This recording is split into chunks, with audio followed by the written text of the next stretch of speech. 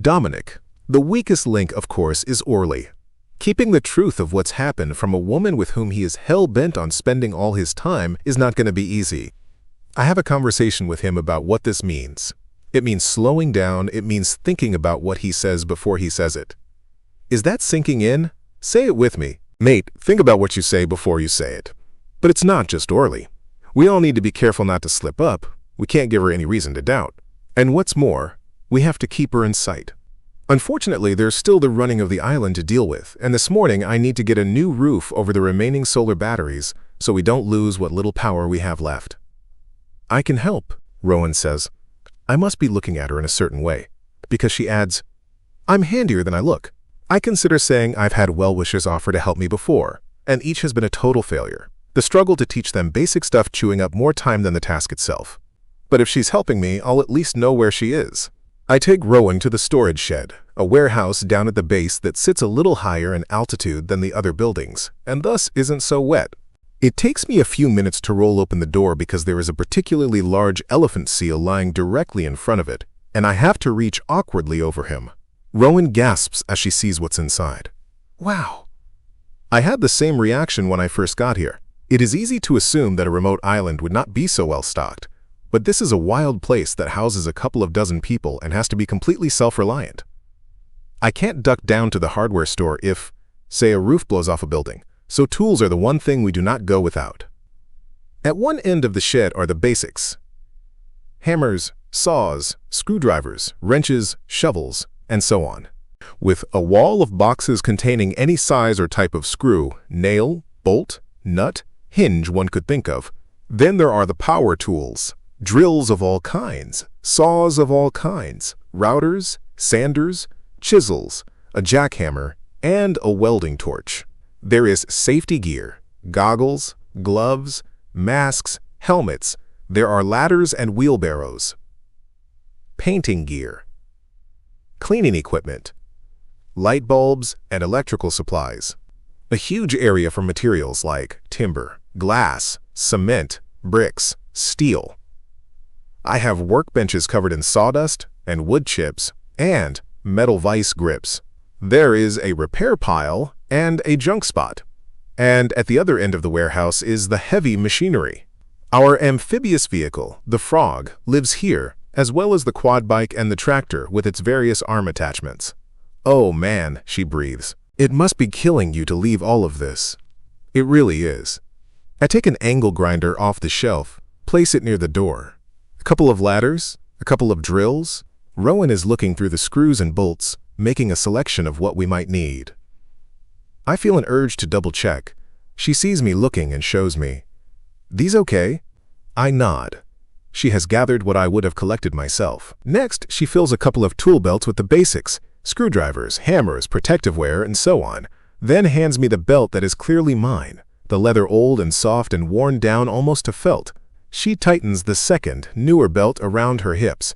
We put our equipment on the back of the quad bike and I drive it over to the sleeping quarters of the research base. There's an almost new metal roof on this building and no one lives here now, so I figure it's the best choice. I send Rowan to one end with a ladder and a large socket wrench, asking her to loosen all the nuts holding the last sheet of metal in place. You comfortable getting up on a roof? She doesn't reply, just heads that way. I climb up my end and start working on the nuts. They won't budge, as I suspected they mightn't. The salt air here gets into things and rusts them tight. I use my angle grinder instead, cutting through them one at a time, and with each one, I am expecting to hear Rowan calling for help. I get through an entire sheet before I stop and look for her. She is at the end, head down, doing something or other. I lower my tools and stomp my way over to her, thinking to tell her not to waste time, there's other stuff she can be doing, only to see that she's got a pile of loosened nuts and bolts. How'd you manage that? I ask, stumped. What do you mean? Damn things were rusted on tighter than a duck's arse, she frowns. You asked me to loosen them, so I did. She shoves her hands into her windbreaker pockets, but not before I've seen that some of her fingers are bleeding. I stare at her with the creeping realization that I have underestimated her. Beyond my wariness, there is a tinge of admiration. My mind darts ahead to all the things I have been putting off. Things I could accomplish with the help of someone who knows her way around a tool. I am also aware that this willfulness makes her more dangerous. Once we have the roof free, we tie the metal sheets together and attach them to the back of the bike, then begin the slow process of dragging them up the hill over the tussock grass. Rowan doesn't know how to drive the quad, so I do that while she walks behind, lifting the sheets out of any tussock they get caught on. It's a painstaking process, and she has the harder job. By the time we get up to the solar batteries, the day is wearing on, but we stop for a sandwich, both of us ravenous. "You in construction or something?" I ask her. "I was." "Chippy?" She nods. "You don't meet many women chippies." "I've met plenty," she says. "Was your dad one?" I ask. "No." She chews and swallows another mouthful. "I like building things." "Fair enough." She runs a hand over her short hair, and, watching, I have an urge to run my own hand over it. It takes me by surprise, and I look back to my sandwich. Where the fuck did that come from? "When I was a kid, I decided I wanted to build a house," she says suddenly. "So I did what I had to do to learn how. And then I built one." I stopped chewing mid-mouthful. "You yourself?" "Me myself." This casual statement astonishes me. It is the one thing I've always thought I'd love to attempt if we ever left Shearwater. "That must have been satisfying," I say, and it is an understatement, but I can see she knows what I mean, and that it's enough, for she smiles and nods. "How about you? Always been a caretaker?" I shake my head. "I've done bits and pieces of different things. Always been handy, so I take on whatever I can." "Jack of all trades," she comments. "Master of none," I finish, and we both smile. I bite, chew, and swallow, then say almost reluctantly, "I boxed as a young fella. All the men in my family did." Her eyebrows arch. "Where are your cauliflower ears?" "Got lucky, I guess. My dad and granddad both had beauties." I smile, remembering their misshapen, bulbous ears. I stand and brush the crumbs off my jeans, reaching for my tool belt. "Anyway, day's getting on." She hesitates. "I don't think I should, I'm sorry." "Why not?" She stands and lifts her 3 layers. Wool pullover, shirt, and thermal top, to show me her side. Blood has drenched the bandages around her torso, and I can see it trickling down her hip and under her pants. "Shit," I say. I guess maybe this body wasn't as ready to work as I was. She seems genuinely embarrassed. "Sit down.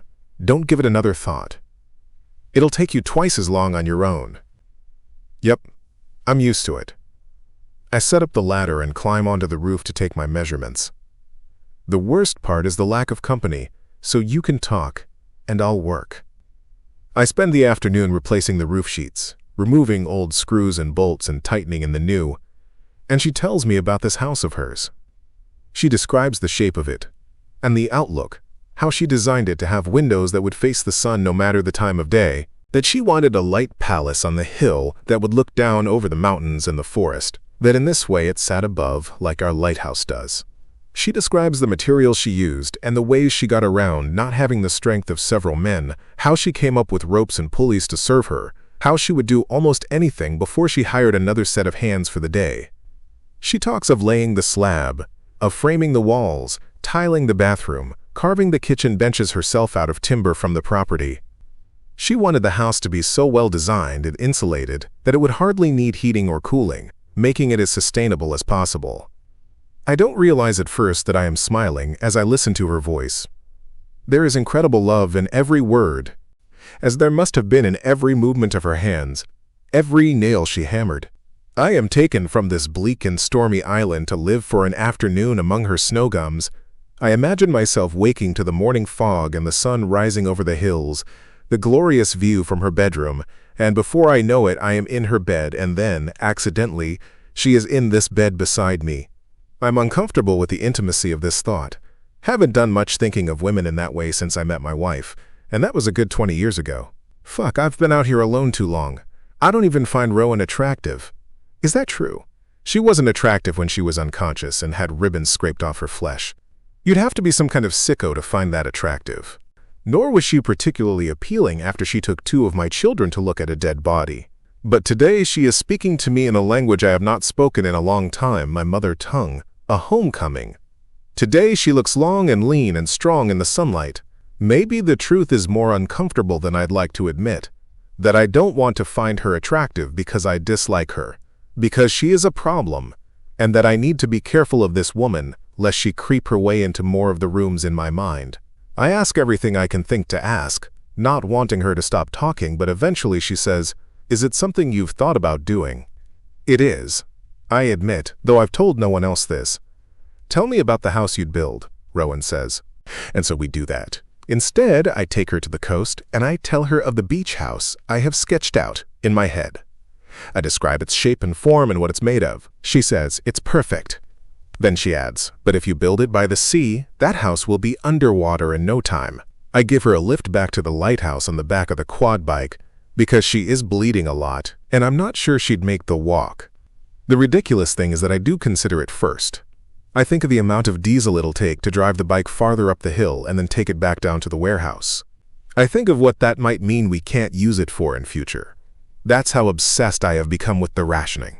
That's how frightened I am of running out of supplies. Without a radio to the mainland for help, every single decision is weighted differently. Every moment I stand on the edge of that drop, so close to falling. We arrive at the front door. "I'll get you some fresh bandages. You lie down." "I'll take a shower first. I feel disgusting." 2 minutes, I remind her. "You're kidding. All it does is rain in this place. There can't be a shortage of water." "It's not just the water. It's also the power it takes to heat the water." "Do you need help?" "No." She is taking the stairs slowly, with a short rest between each. "I could carry you if you—" "I'm fine, Dom." "Righto. Give a shout if you change your mind. I won't peep at you or anything, if that's what you're worried about." She snorts and goes into the bathroom, closing the door. A couple of hours later, I am cleaning the windows. It's late in the evening, but the light carries on for hours yet.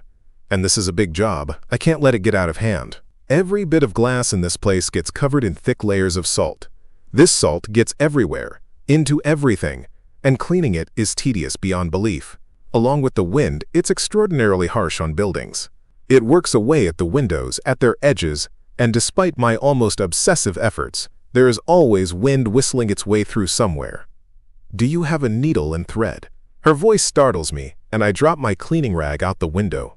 I watch it flutter 4 stories down to land in the grass. I turn my eyes to her, unnerved at how quiet she was and wondering how long she's been standing there. "Yeah, why? Am I obliged to tell you everything I'm doing?" "Yes."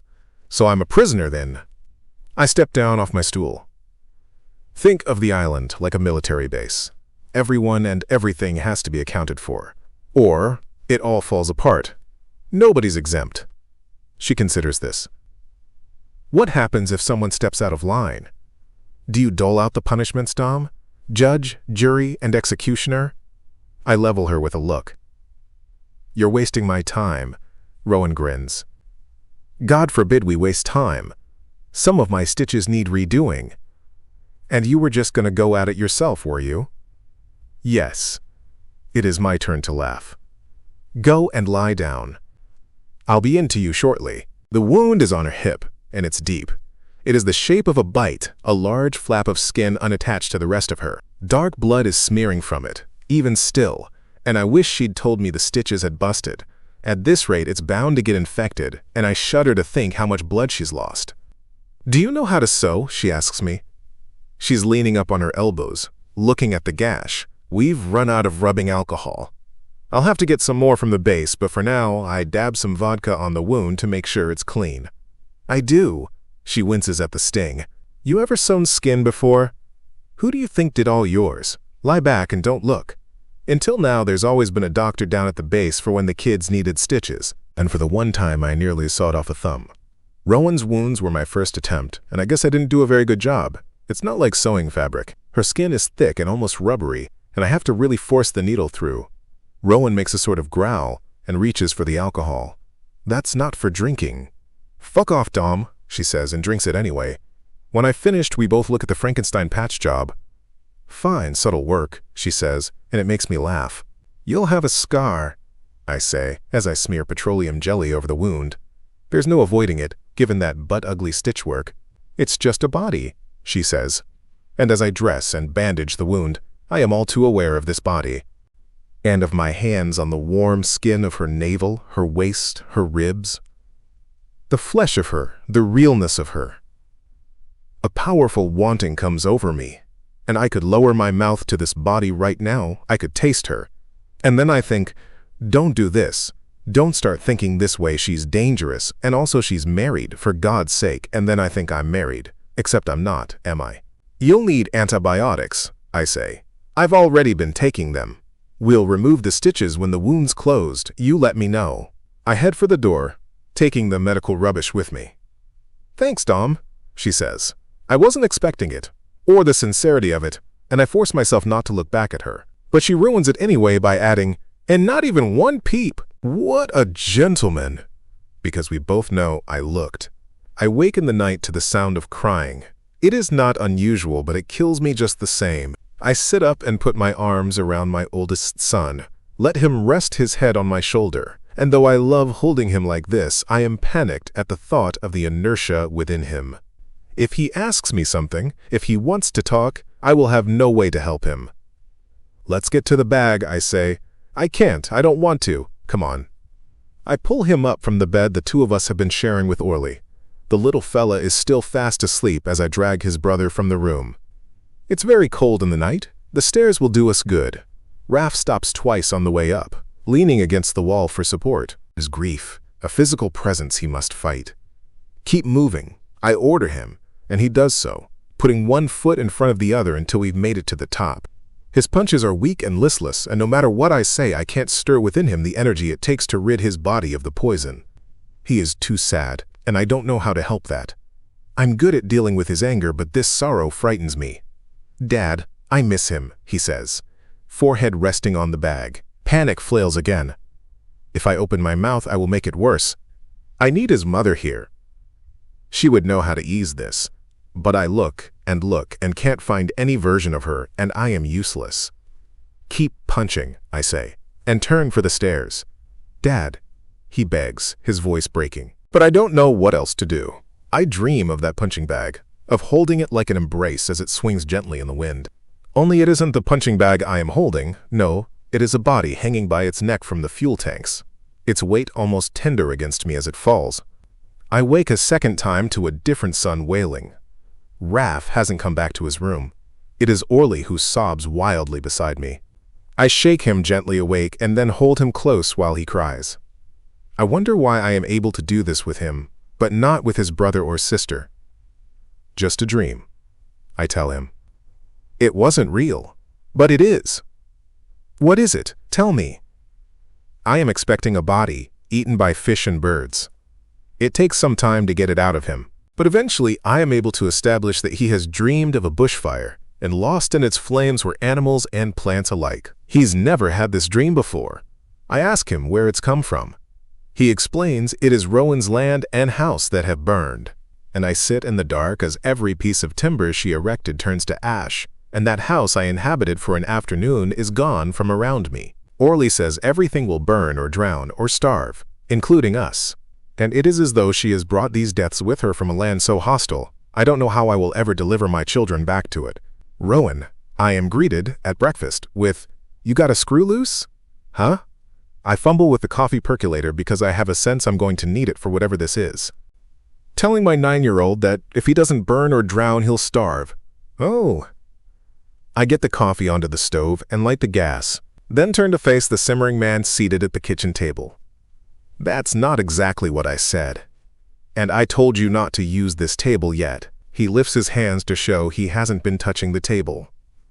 Why'd you say anything remotely in the realm? He asked. He's curious. Dominic stares at me, astonished, and then he rubs his eyes. Jesus, he mutters. Okay, you don't have kids. No. Let me explain. You don't just say to them whatever dark, bloody thoughts pop into your head. He's smart, Dom. Yeah, and he's a child. You think he's able to cope with the image in his head of animals burning? None of us can cope with that. Too right. He woke up screaming. My insides plummet. Shit! I'm sorry! I sit down opposite him, holding the coffee mug in my lap. I try to make sense of what possessed me. It felt wrong. not to tell him the truth. He hasn't seen the way the world is, but he will. He needs to be prepared. Dominic contemplates this, his eyes fixed on the sky above the sink. How do you know what to say and not say, I ask. He looks back at me. Bit of common sense do the trick.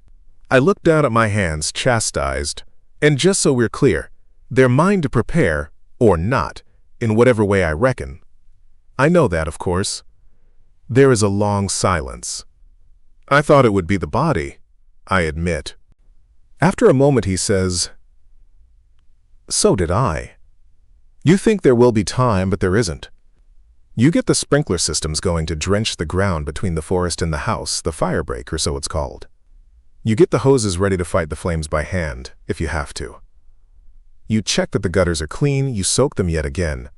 You pack bags. You pack everything that means anything to you. You think there will be time to pack more, but it's already arrived, tearing through the hills. You think you will fight it, but you can't, you can see that now. There is no stopping this blaze. I'd set up the property well. My fire break was wide enough that it should have saved the house. The materials I'd chosen to build with were about as fire-resistant as you can get. I had several huge rainwater tanks hooked up to the sprinklers. But there were eucalypts, 3 of them. My favorite trees on the land. They were a fraction too close to the house, but I couldn't cut them down for that. I loved them too much. In the end, everything burned for those eucalypts. Because the flames, they leaped. They flew farther than I'd ever imagined they could. I am going south with Dom and Orly to the seed bank. It requires a look-in every few days. We have to check the temperature now the power's out, on top of which they have this sorting and packing task Hank left them. I've told them I'm coming, regardless of whether they want me to, regardless of how much it slows them down. We are going to sleep the night in a field hut, which is where Hank mostly lived. I want to see for myself where my husband spent his time. I want to sniff around a bit.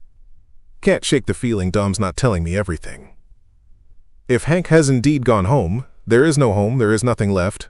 Where will he go? Then I'd like to know what he went through in his final months here, and why he was so disturbed he sent me those last 3 emails. They tell a different story.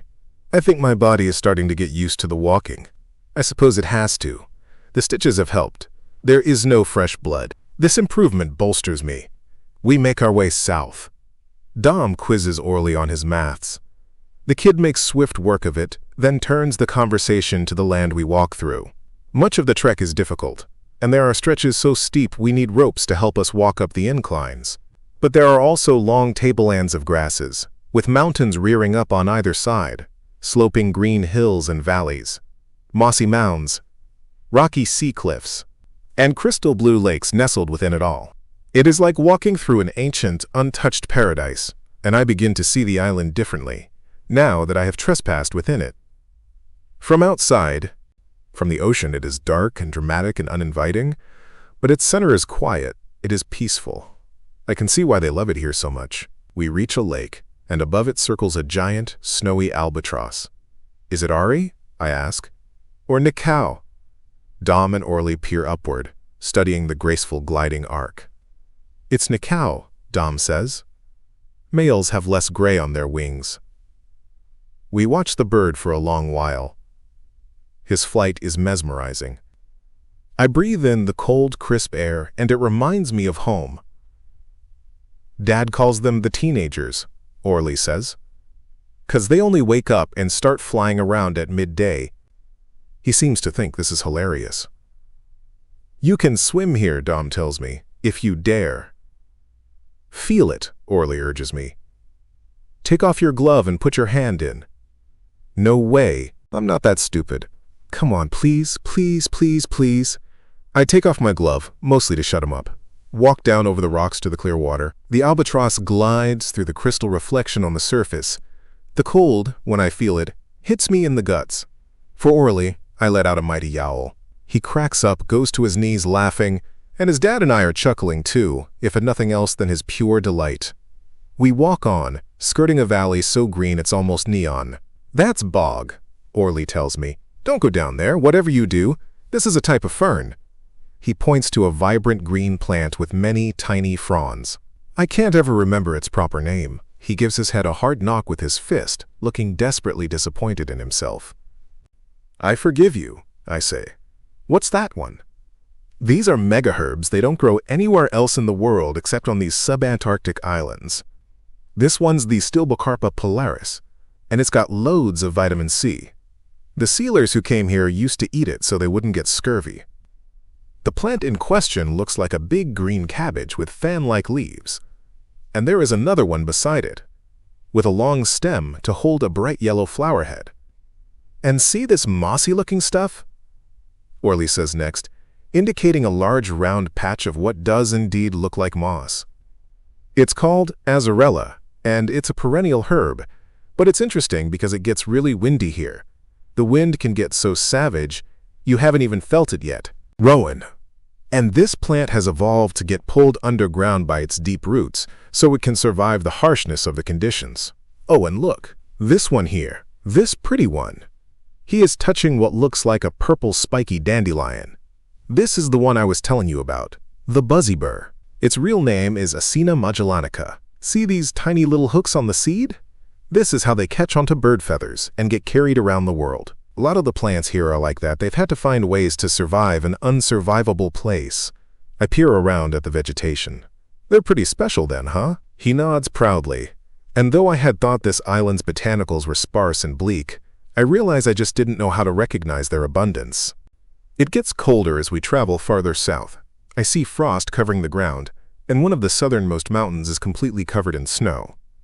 Cresting a rise brings us out onto a kind of grassy plateau, and Dom tells me I have to move quickly along the worn footpath, because there are baby giant petrels nesting. I do as I'm told, following his pace and letting Orly bring up the rear, and as we walk I catch glimpses of them, fluffy gray dodo-type birds, completely adorable in their little nests among the tussocks. The freezing wind is whipping against my face, icing my eyelashes and making my teeth chatter. This wind is a high shriek through the snowy grasses and the megaherbs. It is almost word-like. I hear Orly say, "We aren't going that way, I promise."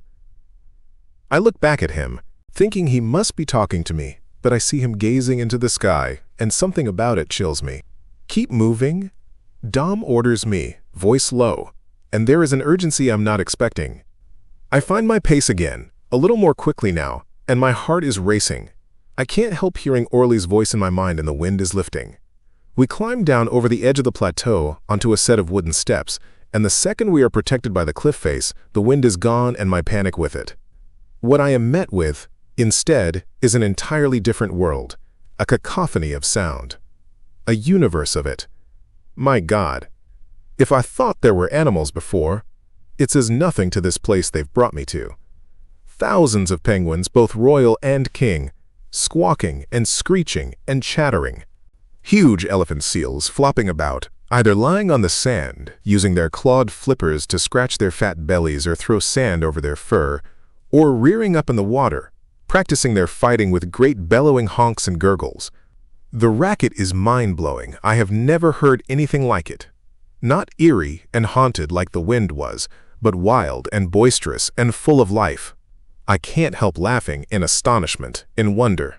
Even the color here feels richer, the black sand blacker, the mountains a deeper green, the kelp bloodier, and the bursts of color worn by the penguins so intense, it's like they're waving flags at us, joyfully calling, "Here I am."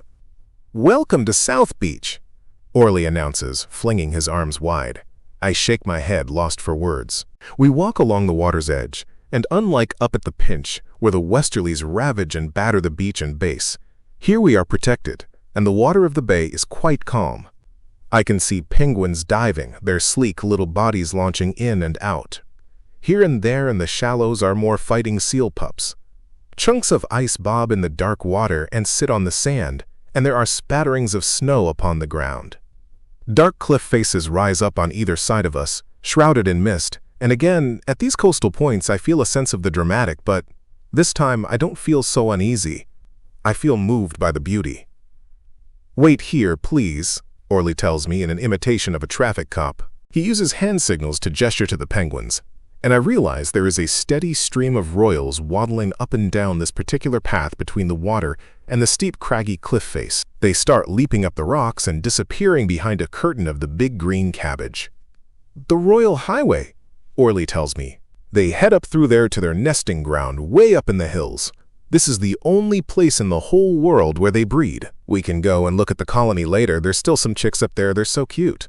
But you have to keep the road clear for them, so when we get a break in the traffic, we go. I realize he is waving me through, and I trot forward over the highway, past the waddling creatures with their stylish yellow eyebrows. The kings are quite different, much larger and more elegant, with a graceful curve to their long, thin beaks, and a rich velvety color of yellow at their throats. One of them waddles right to my feet and looks up into my face, inquiring as to my presence here. Maybe saying hello. I gaze down at it, trying to communicate silently, trying to tell it how lovely I find it, but it grows bored and wanders away. A massive bird angles down over my head, and I duck, startled. As it nears the bay, it flings its huge flippered feet out and runs along the surface of the water, flapping for balance and then plonking down. It's quite the landing. That's a stinker, Orly says, following my gaze. Rats of the skies. That's nice.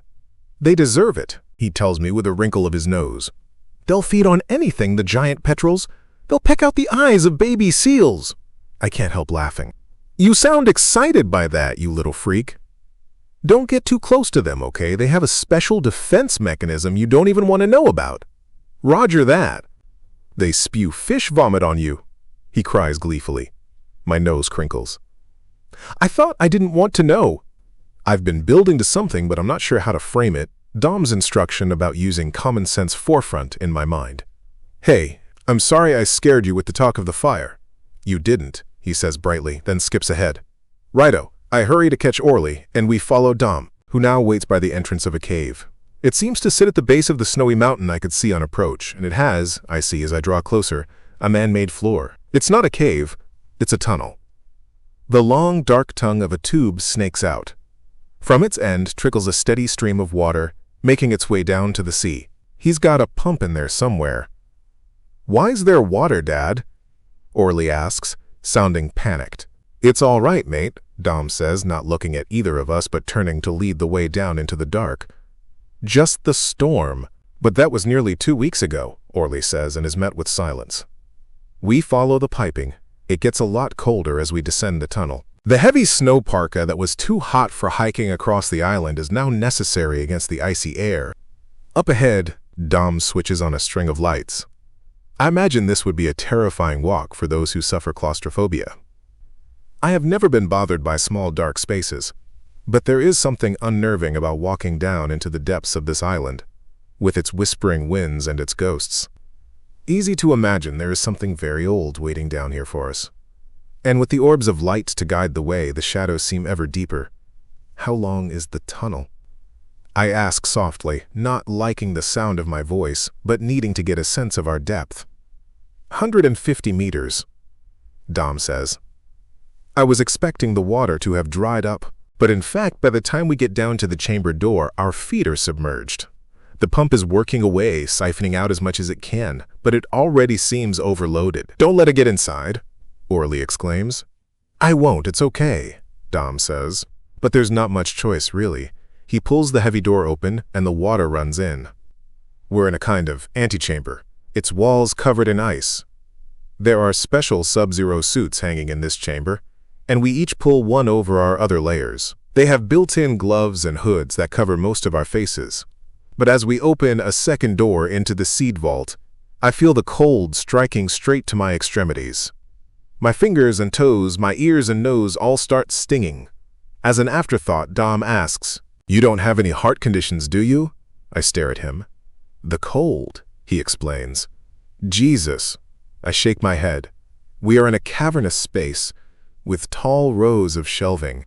The walls here, too, have thick layers of ice, as in a giant freezer. And that's really all it is.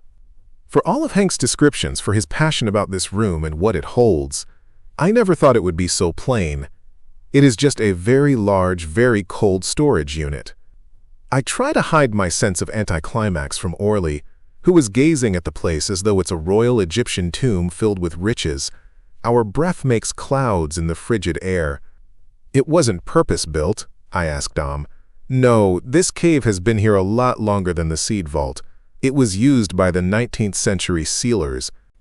A storage room for their catches, meaning once upon a time it was filled with the dead. I can see them laid out before me. All those creatures we passed outside, hundreds of them now lifeless, and it isn't the first time I have resented the vividness of my imagination. I don't like this room. I don't like being down here. Hank told me he was all but living here at the end, and the thought is a crawling thing. There's an air shaft at the back, Dom tells me. I've always thought it was pretty amazing that they were able to drill through the mountain with whatever tools they must have had available to them in the 1800s. Could I have a look at it? Nah, we try not to open the doors so we don't lose air temp. What is it now? Orly asks worriedly. Dom peers at the gauge. -16. It's holding pretty well so far. This doesn't seem to ease Orly's concern. That's 2 degrees warmer than it should be, he points out. It'll be fine, mate. There's some tolerance. Orly and I make our way down a few rows. To distract him, I ask him questions, and as he talks me through what we're looking at, I peer at the containers. All sealed so I can't see what's inside. With a jolt of familiarity, I see that some of the labels are in Hank's handwriting. There is not one without another. His mantra, and how he taught me to garden. The trick is in working out which plants go together and which compete. A patchwork, a collage. Try this here, try that there. In the vault I take, in the vast volume of seeds waiting to be plants and wonder how they would go together, know that nature's experiments are far more sophisticated than ours, and far further reaching. These seeds, given a chance, would all be able to work out how to coexist across the globe, how to feed and help and sustain each other. And there is something truly wonderful about that.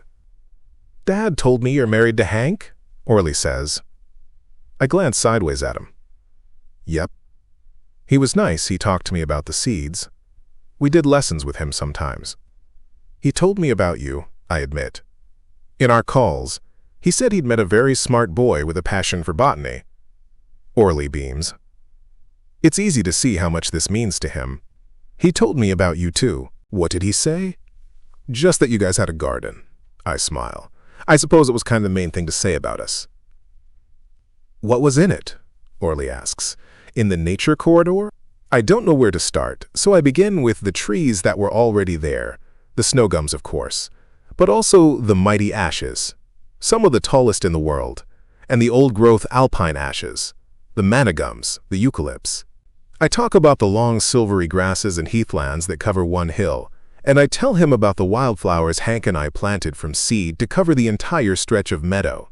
Yellow billy buttons and white or lilac snow daisies, purple native violets and alpine podolepis with their yellow petals and blood-red centers, vibrant bottlebrush for the bees and the birds. The alpine mint bush we planted has the most incredible hairy flowers with geometric designs of yellow and purple on their white petals. I tell Orly about the mosses and the tree ferns that bordered one side of the house, making a kind of rainforest that led down to the stream, where the platypus lived.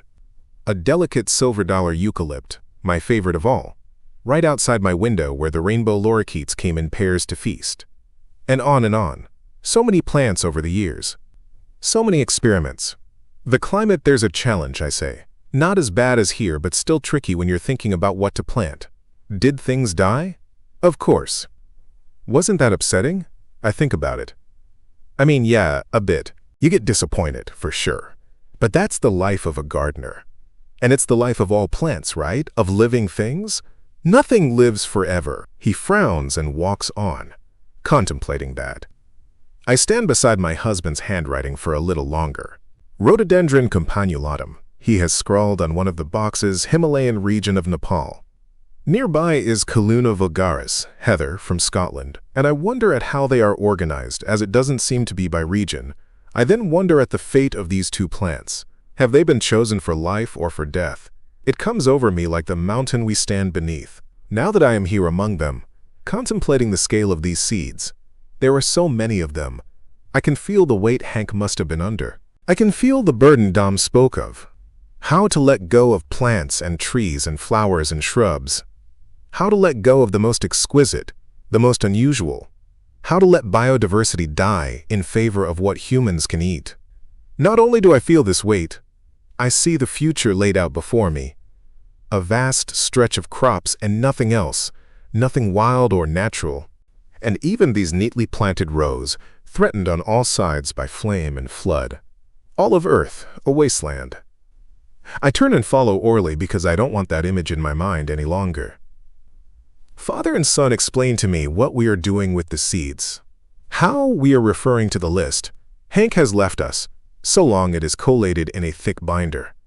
Collecting the species on this list and moving them into a new area, then packing them carefully into travel cases. They explain how to find my way around, that the seeds are categorized by taxonomic classification, by their scientific family rather than their location. The aisles have letters, and the rows within the aisles have numbers, like in a library. As I understand it, the seeds are cleaned, dried, and frozen before being transported, and nobody here can open the sealed containers once deposited. They also explain that we need to work quickly, because the cold is not cooperative. We have a limited amount of time down here before we have to get ourselves somewhere warm. We work in silence. A malaise has come over all three of us. At one point, feeling exhausted by the scale of this task, I ask Orly through chattering teeth, how many seeds are in this vault? Oh, I'm not sure how many seeds there are, but there's at least 3 million varieties. I feel sorry that they have to live in darkness, in this place of death, instead of bursting to life up above as they were meant to. I feel sorry for all the boxes we are leaving on the shelves. Our time runs out and we head for the exit. On our way, my eyes go to the nearest wall. There is a large patch where the ice has melted away, leaving the concrete exposed. That alone is cause for concern, but I can also see that the concrete is flaky. You're getting concrete cancer, I tell Dom. He follows my gaze. Meaning? Meaning moisture. Sooner or later, that wall will come down. We only have to worry about the next 5 weeks, he says, dismissing it. But I don't know if that wall's got a month left in it. There is wet snow falling when we emerge from the tunnel. We lift our hoods against the freezing needle points. But even this weather is a relief from the cold of the vault. You said you're not in construction anymore? Dom asks me as we walk. Orly is at the waterline with a huddle of king penguins. He is crouched among them, almost the same height as they are. So for the moment, we are alone. What do you do now? Nothing. What do you mean? I shrug. I took jobs here and there, but mostly I just worked on my house. The house that burned down. I swallow and look at him. Why didn't you tell me? He asks, and I am surprised to hear betrayal in his voice. My immediate reaction is to reply that I don't have to tell him anything, but I know how much genuine pleasure he took from hearing about my house, and to be honest, I took a lot from describing it to him. So I tried to find better words. I wanted to pretend it hadn't happened. For an afternoon. He scratches his stubbly beard. There is a long silence as he thinks about that. So now what? I don't know. Build another house? No. Why not? What's the point? Dom frowns. So you have somewhere to live? I don't reply. He hasn't understood. But then he says, look, you just have to keep going. That's all. There's nothing else. I spent decades working for that house, I say. Now I just want to rest. And what's that then, lying around? I don't know, maybe. Why can't I just lie around? I don't owe anyone suffering or working. So much fucking working. I have no idea what you're on about. He says flatly, a man who has clearly never not worked a day in his life. I spread my hands. Look, I get it. I was the same.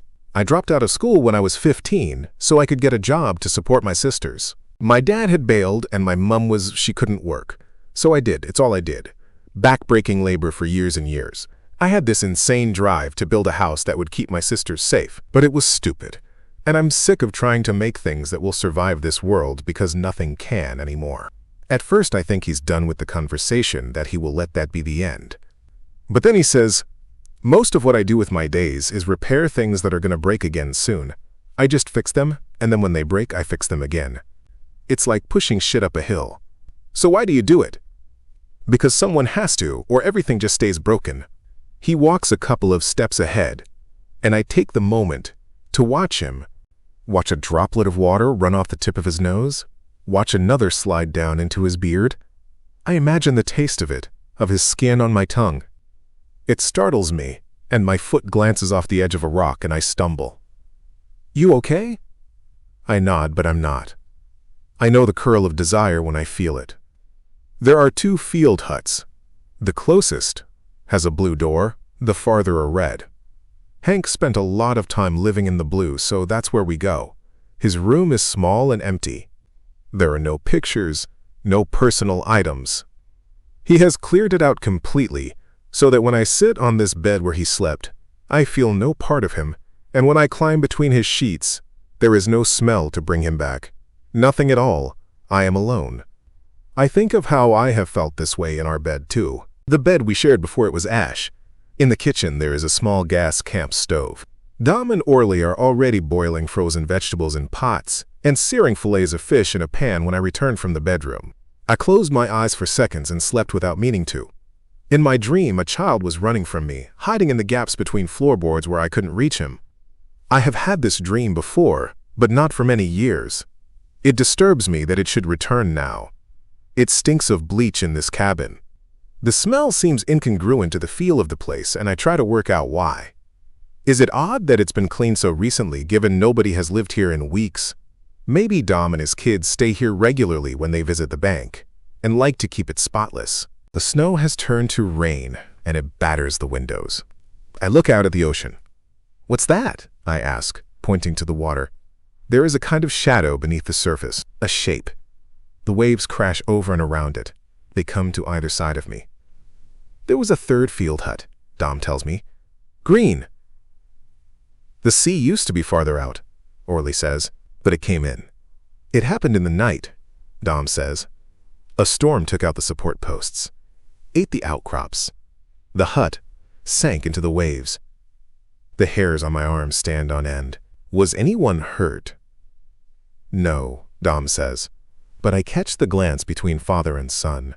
Later, in the candlelight. In the little living room, on the couches. We have finished our dinner, too delicious to be called a camp meal, of bream on a bed of garlic greens. The time is upon us, Orly says dramatically, grabbing a torch and flicking it on and off beneath his face. Tonight you will learn about the shearwater carver. Don't waste the battery, his dad says, so Orly switches off the torch with a huff. But his excitement can't be dampened. Get ready to be scared, Rowan. I'm ready, Orly. Many years ago, on this very island, madness reigned. My eyebrows arch and I glance at his dad. Dom holds his hands up like, don't blame me for this. It was not long after the animal massacres had ended, and the island had been named a wildlife sanctuary. So the feel of all that spilled blood lingered on. The scientists who came to work here were haunted by it, and by all the animal souls that remained. I don't know who taught him this story, but he's obviously learned the intonation and the pacing as well as he's learned the words, and I suddenly find myself a bit creeped out. That haunting worked its way inside a young man called Carver. It whispered to him every night. The souls told him they needed to be avenged, and that any human life would do. But the more blood spilled, the better. One night, when he couldn't stand it anymore, he took a carving knife from the kitchen and he went to each of the sleeping quarters, to each of the researchers asleep in their beds, and here he shouts the last words, "Stab them all dead." I stare at him in horror. "Oh my God, you little ghoul," Orly giggles. I didn't make it up. He heard his brother and sister telling it a few years ago. Dom sighs, had nightmares about it for a month and then became obsessed with it. Well, you've done a good job, kid. I feel very uncomfortable. I look at Dom. Is that true? He shrugs. Nah, Orly pipes in. Can't be. The voices are gentle. They don't want anyone to die. Later, when Orly has fallen asleep in his father's lap, I can't help asking Dom about it. Who does he talk to? He says the animals live in the wind, the ones that were killed. Dom shakes his head slowly. It scares me sometimes, but it's not just Orly. We all feel it here. The blood's spilled. Don't you think there should be a price to pay? I have felt it too. A stain on the island. But I shake my head, for this is not unusual. We have a debt to pay to this whole world, I say. We've slaughtered creatures everywhere. Only here it sends some of us mad. Including you, Dom? Oh, sure. He looks away from me to the corner of the room. It is empty, but he stares at it. Me most of all, I'd say. Do you hear the voices?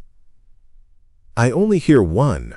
I don't need to ask, but I make myself, because I think hearing it from him will help me to banish the thoughts that have started creeping in.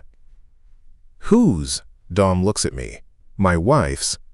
It must be nice, I say softly, being able to keep her close. It's nice and it's terrible. I think I understand. To miss her less and more at once. To grieve for her less and more. She is balm to his loneliness and a symptom of it. His love for her endures, gives her form. Could mine do the same for Hank? I know the answer to this too.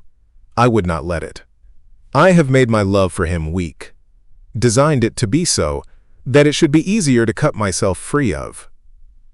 Wind batters the cabin. I listen to it, trying to pick out sounds within it. I think of Orly's promise to this wind. We aren't going that way. What else is out here?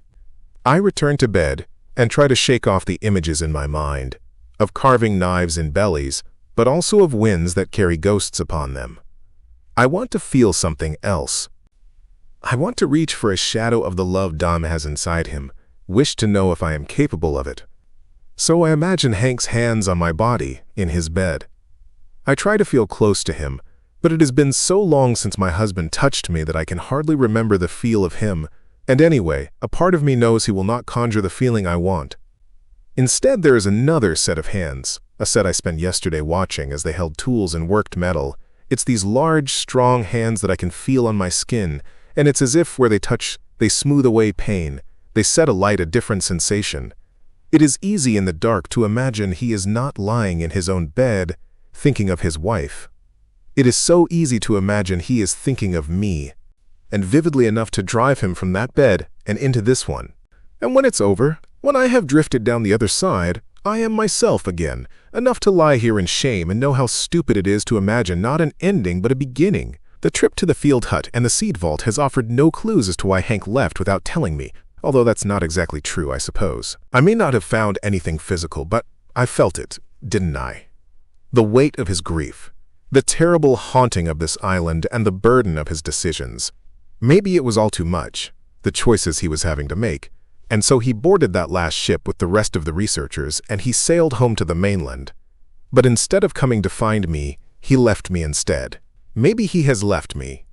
Hank and I don't often fight, and when we do, it's only ever about one thing. Tonight we are already in bed, which means I won't sleep for the rest of the night, whereas he will be snoring within minutes. The single greatest choice we can make to reduce our carbon footprint is to not have a child. I say calmly, it is very well-trodden ground for us.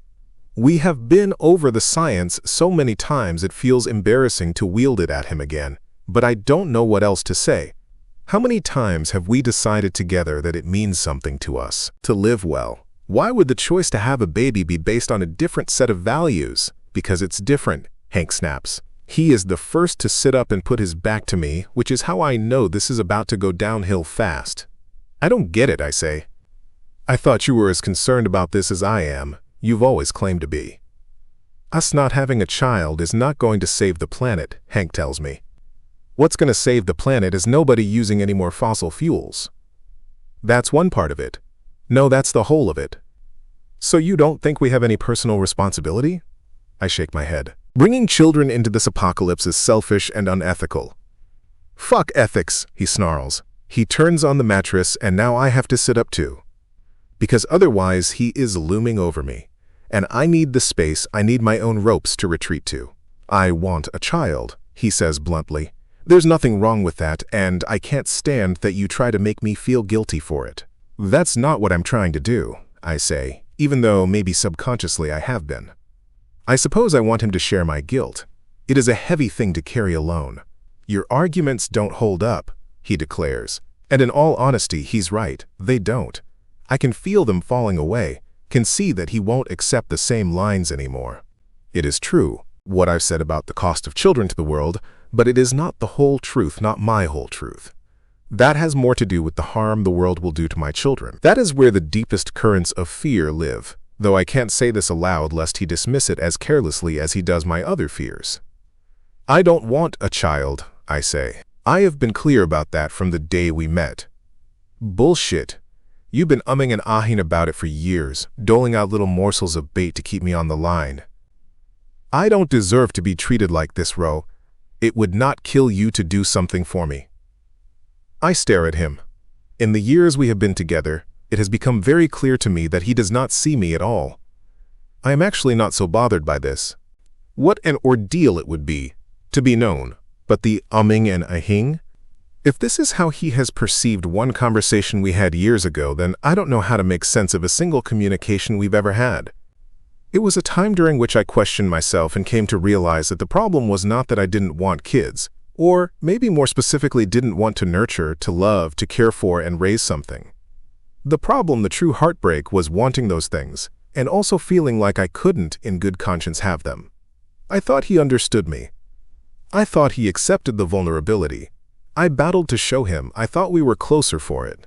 But instead of comprehending the complexity of how I felt and the difficulty of contradictory feelings, he judged me, misunderstood me, and is now using it against me. A chasm opens up beneath me, and I have never felt so lost in this marriage. Never deeply passionate. Never a meeting of hearts and souls. I don't think I believe in any of that. It has nonetheless been sturdy ground to place my feet on. It has been strong.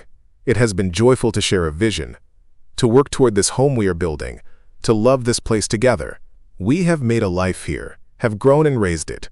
Having kids has come up before, of course it has, but in this moment, I can see what it will do to us.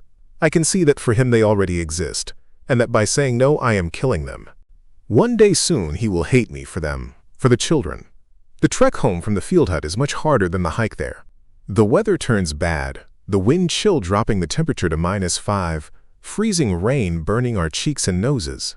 It is more a mental game than anything to keep walking, and I am in awe of Orly, who carries on without complaint. There is no other option, really. We must get home to shelter and warmth before our muscles seize and we start getting hypothermia. During the last leg of our journey, the wind dies off and we breathe sighs of deepest relief. Instead, a thick fog descends over the island. We choose our steps carefully, staying close so as not to lose each other within it.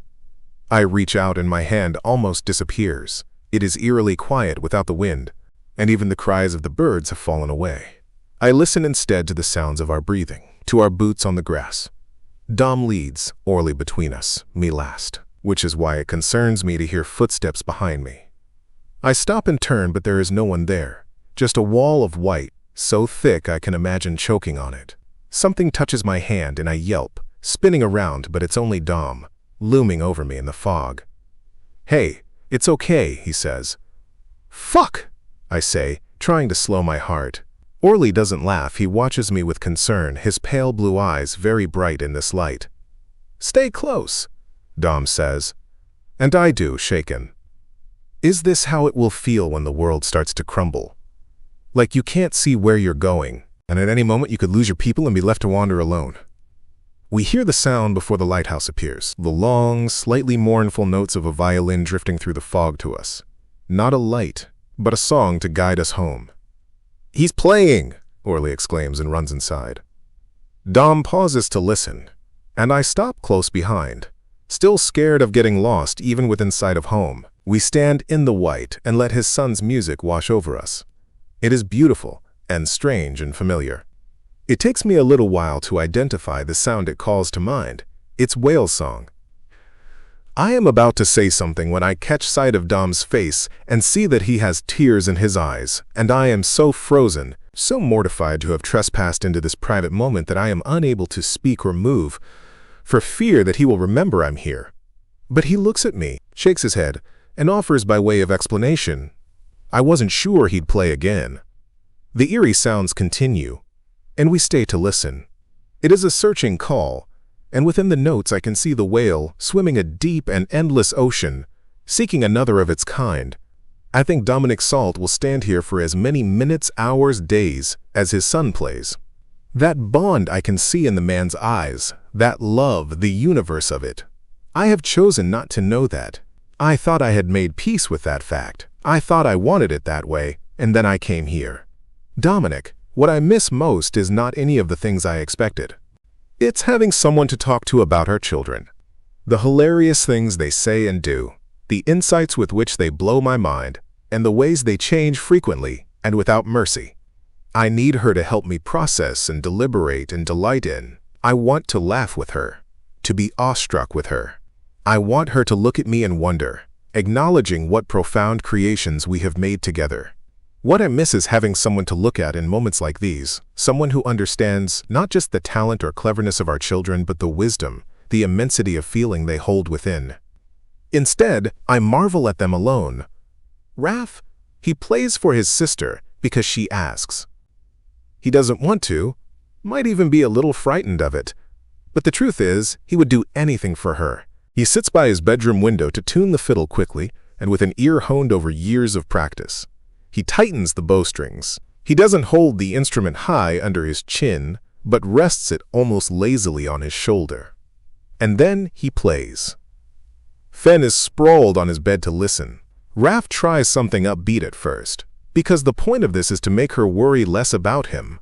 But soon the music overcomes. It sweeps him away and morphs into something else, an expression of something obscured. He is powerless to it, in the same way he is powerless to his anger. He wonders if this is what he is, all that he is. A leaf battered by one wind or the other. While he plays, as if conjured by his song, a thick fog rolls in from the ocean, closing them off from the rest of the world. Fen sits up to watch it, but Raf keeps playing. He doesn't need to see them to know where they are. The fuel tanks. There is no fog on the day it happens, which makes the sight visible from a great distance. You can see the fuel tanks the entire walk down the hill. He makes this walk alone. Numb, eyes on the swinging body. When he gets to the bottom, he doesn't know what to do, can't make sense of the problem, so he sits on the grass beneath Alex. It takes a little while for his family to reach him. Just Dom and Fen. They have left Orly at the lighthouse. Both his father and sister try to hold him, but he can't be touched. He just needs their help solving this problem, because he can't move either, can't make his mind work. It is Dominic who sorts it out, as he sorts out everything. For a moment, Raf reflects on the feeling of safety this has always provided him with. The knowledge that his father can solve any problem, is capable of anything. Except that he can't bring back the dead, can he? There is that. And from this loss, Raf will never feel safe again. Fen climbs up the metal ladder to the foot railing. She gets down on her hands and knees and reaches with her Stanley knife, and she starts to saw through the rope. Dom is waiting on the ground, ready to catch Alex. There is only about a meter drop from boots to shoulder, but that will feel like a lot, with the entire weight of a body bearing down on him. There is no other way to get him down. He is far too heavy to try to pull back up by the rope, by the neck. Here it goes. Dad, Fen calls, and it's this image that will stay with him. The sight of Alex's body hanging at a distance as Raf made that long walk. That will linger for a good while too. It will be there when he closes his eyes, but it will eventually fade. While this moment, right now, will remain vivid until his last breath. The sight of Alex's body slumping down onto his father, who reaches for it, who takes the weight of it upon himself, and Raf can see that Dom is trying to be so gentle that it is like an embrace, and it's this that sets Dom off balance, that makes his knees buckle under the weight, and they go to the ground, cradled together. Rowan, it is nice to have Fen here for dinner tonight. But almost as soon as we finished eating, she picks herself up and draws on her cold weather gear. I admire the obstinacy of it. There's not much that could get me out into that wind at this time of night. I look at her father, who is watching his daughter with an expression of longing. Say something, I will him. Reach for her. Ask her to stay. It's Raf who says, "Sleep here, Fenny." Fen glances at her dad, then smiles and shakes her head. I get so antsy up here now. It's the walls. They make my skin crawl. Go straight to the boathouse, is all Dominic says. She nods and then she's away. It isn't long before Dom goes elsewhere too, leaving his sons and me to do the washing up. When we've finished cleaning, the boys do some schoolwork. The fog has cleared, and the evening is long and violet, and I have nothing else to do, so I sit and listen as Orly helps Raf with his readings. He has an L-shaped card that he uses to block out everything on the page except the sentence he's focused on. Orly reads it to him aloud, and then Raf follows suit. He highlights or makes a note beside the text. It's very slow. On one sentence, Raf stumbles, misreads the words, and stops, frustrated. You're doing so good, Rafi, Orly tells his big brother, patting his hair like a dog, and it makes Raf smile, and the moment is so tender. I wonder at the resources Raf's missing out on, the support systems he can't access on Shearwater. Although to be fair, you could do worse than have Orly as your teacher.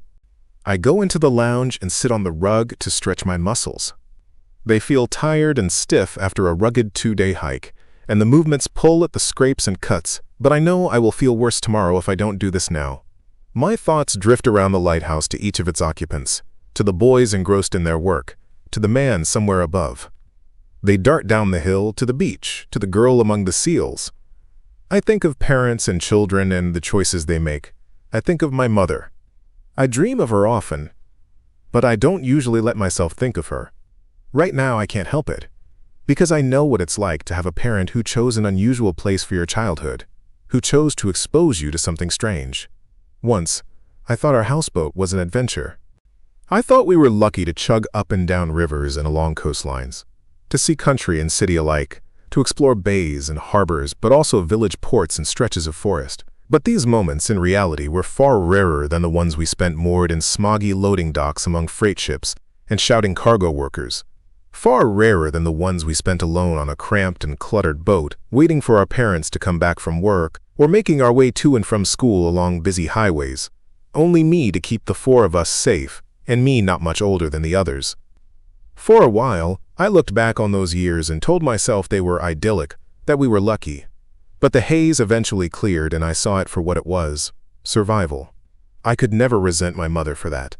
I am grateful she did her best. But the accident that came after was something else entirely, and the truth is, I have blamed her for it. I told myself I didn't, but under all the layers of hurt I held a simmering fury for her neglect. And I didn't set foot on a boat again until the day I stepped onto Jens. I stand, restless, and decide to see what's at the top of the stairs. I haven't climbed them all the way before, I haven't had the energy, but I've been dying to see the view. By the time I have climbed every step, the world is spinning, and what I am met with steals the breath I have left. It is a huge glimmering lens. I have never seen one so big or up so close, a dazzling pattern of glass cut into geometric angles, designed to project the light within it, a long way out to sea. I don't know any more about it than that. I don't know how it functions, but its intricacy is a work of art, and I long to see it lit from within. Belatedly, a punching bag swims into view, hanging off to the side, and behind it, Dom. He is red-faced and sweaty. Tape around his hands, some blood on his knuckles. "It's a beauty, isn't it?" he says of the lens. I have no words, can only nod. He hands me his water bottle and I drink. I take in the windows around us, slowly following their circumference so I can look at Shearwater. From the mountainous peaks to the inky beaches and the research base on its watery isthmus, I can see it all. It's obvious from this vantage that those buildings will be swallowed soon. An island made of the Earth's crust, and rising as those crusts push against each other, and still not quickly enough to escape the sea snapping at its heels. "Do you know about Fresnel lenses?" Dom asks me. "No. Come over here." I go to his side, to the huge glass prism. For a long time, lighthouses didn't have these kinds of lenses around their flames, he tells me. They used reflectors behind the light to beam it out, but then they realized they could get that light to travel a lot farther if they also used a lens in front. Now the lenses they first created for lighthouses had to be big enough to gather all this light and cast it an awfully long way, which made them heavy, so Fresnel came up with this new design. He cut out pieces of the glass like this. Here Dom runs his fingers over the angles in the glass and I watch them, mesmerized by their path as much as I am by the sound of his voice, which maintained the curve you need to focus the light, but it cut away the excess material and stopped the light from getting absorbed by the lens itself. He smiles. I'm not the sharpest tool in the toolbox, so it took me a while to figure all that out, make it stick. But I was curious. The idea of this lens excites me, the ingenuity of it. And I guess the ripple of the lens means you can concentrate all these rays into one powerful beam. That's right. Our eyes meet. I take a step away. Do you spend a lot of time up here? Yeah, the glass takes a bit to clean. He is nodding at the windows. But I can see from the state of the Fresnel lens that he also painstakingly cleans this glass, every tiny angle of it, despite it having no light to beam. I do find myself up here, Dom adds, very often in those first years. I'd order books on lighthouse keeping and sit up here reading of an evening after the kids were asleep. Complete waste of time since I had no light to keep.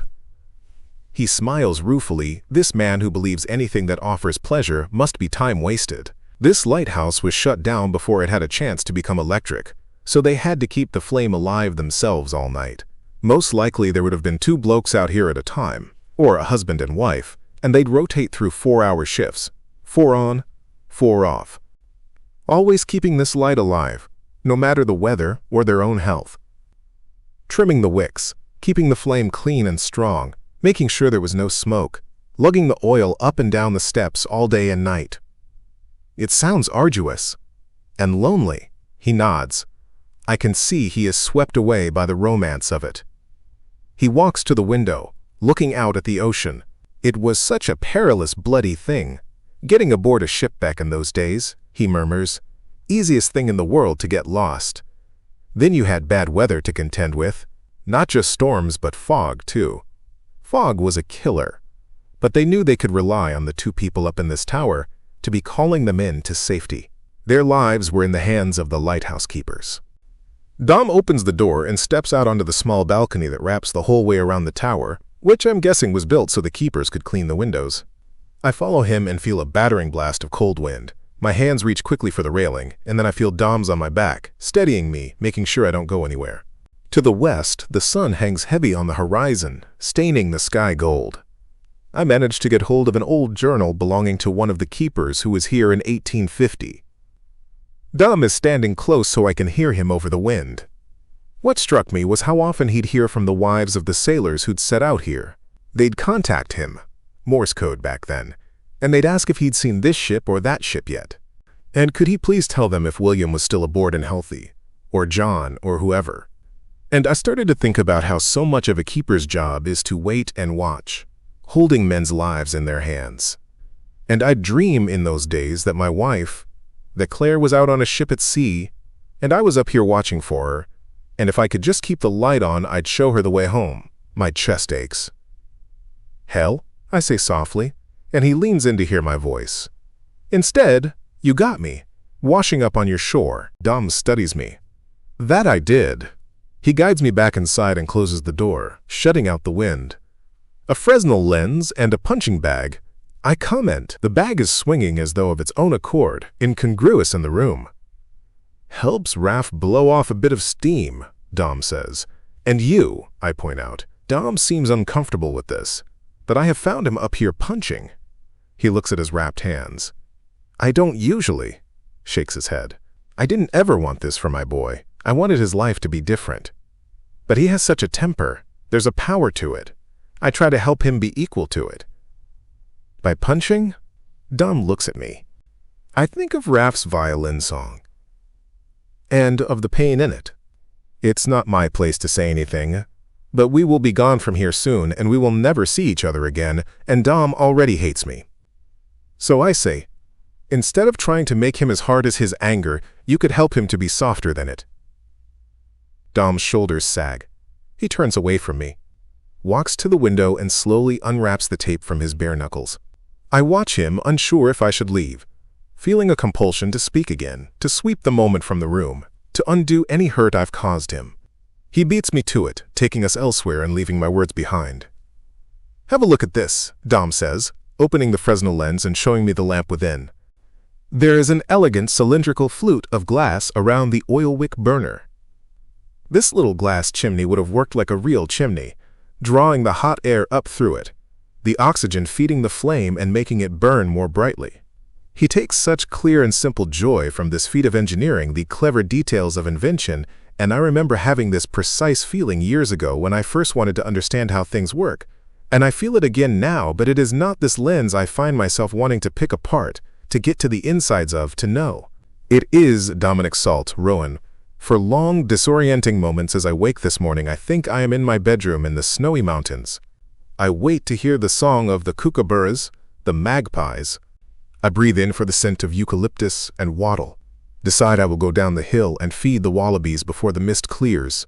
Will have my coffee down by the stream and greet the ducks. Maybe catch sight of the platypus. And then I wake properly. I open my eyes and find myself a world away, and remember that those creatures are dead. Orly crashes into my room and starts twirling around, trying to make himself dizzy. It works, and he dive bombs onto the floor in a burst of giggles. I stare at him. You right? Get up, come on. Why? What's so urgent? Nothing. Can't you just come and watch me do my school? I rub my eyes. As riveting as that sounds, I've been given tasks. Oh, you're one of us now. Raph stops by the door on his way downstairs. Yeah, you'll never get another minute to yourself. The boys do an imitation of their dad. Hurry up! Hop to! Jobs, jobs, jobs! What do you do around here for fun? Orly shrugs. Watch movies, I guess, but only at night when we've finished everything else. But there's no power now, so... Jobs, jobs, jobs! Raph booms. Hurry up, you lot! Comes the real voice of Dom from downstairs, which makes all three of us dissolve into laughter. We spend the day doing chores. While Raph and Orly do schoolwork.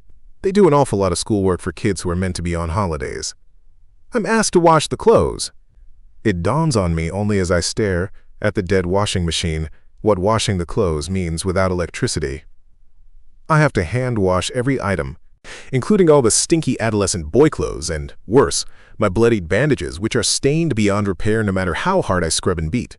I rinse everything thoroughly, while also somehow making sure I don't use too much water, as instructed by Dom, and then hang it all out to dry. There's not a skerrick of sunlight, so it's likely to hang there a while.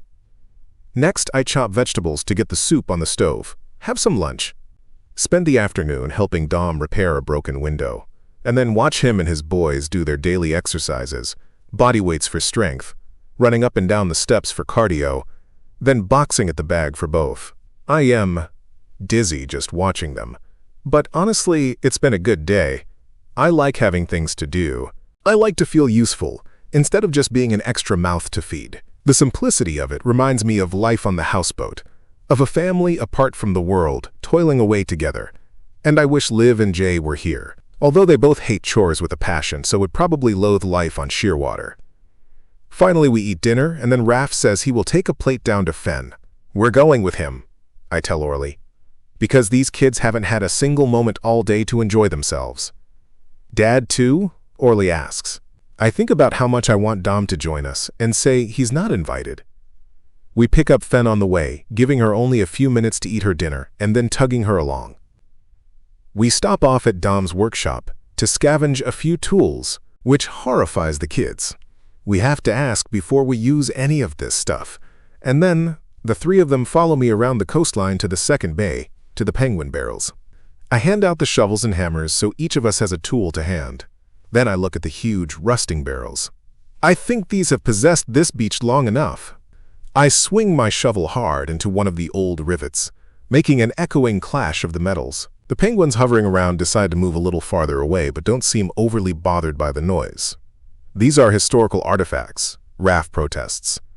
I hit the thing again. And again. There is a rush of power in my hands. An old familiar elation at the thought of building, of creating. I hit the metal until the rivet pops and the two sheets of steel are unhooked from each other. I start taking out each of the joins until I have them completely apart. You guys get started on that one. I instructed the second barrel. I want the sheets separated. Why? Orly asks. Quicker you do it, quicker you'll know. They get to work. And while we're at it, let's curse the pricks who made them to begin with, I say, and hear them giggle. It's hard work because the bolts and screws are so rusted, but I love it. I love the feel of the tools in my hands. I love the manipulation of the materials. When there's time, I have always made art, from little drawings of botanicals to metalwork sculptures and wood carvings. I've come to understand that it's good for my mental health, but also, more than anything, I just find it fun. Once we have the metal in pieces, I stand back and look at each, taking in the lines and curves, letting it form itself. They take on a new space, they become. I move pieces to make this new shape. As we do this part, I say, we put all our gratitude into it. We put every good feeling into the metal, and we think about the creatures on this island and how much their lives matter. They move forward, eager in a way I wasn't expecting, and I'm glad for the long, bright evenings because soon we have built something new. Something to sit on this beach that doesn't hold death within it, that hasn't been used to commit atrocities. It is a huge, rudimentary metal penguin.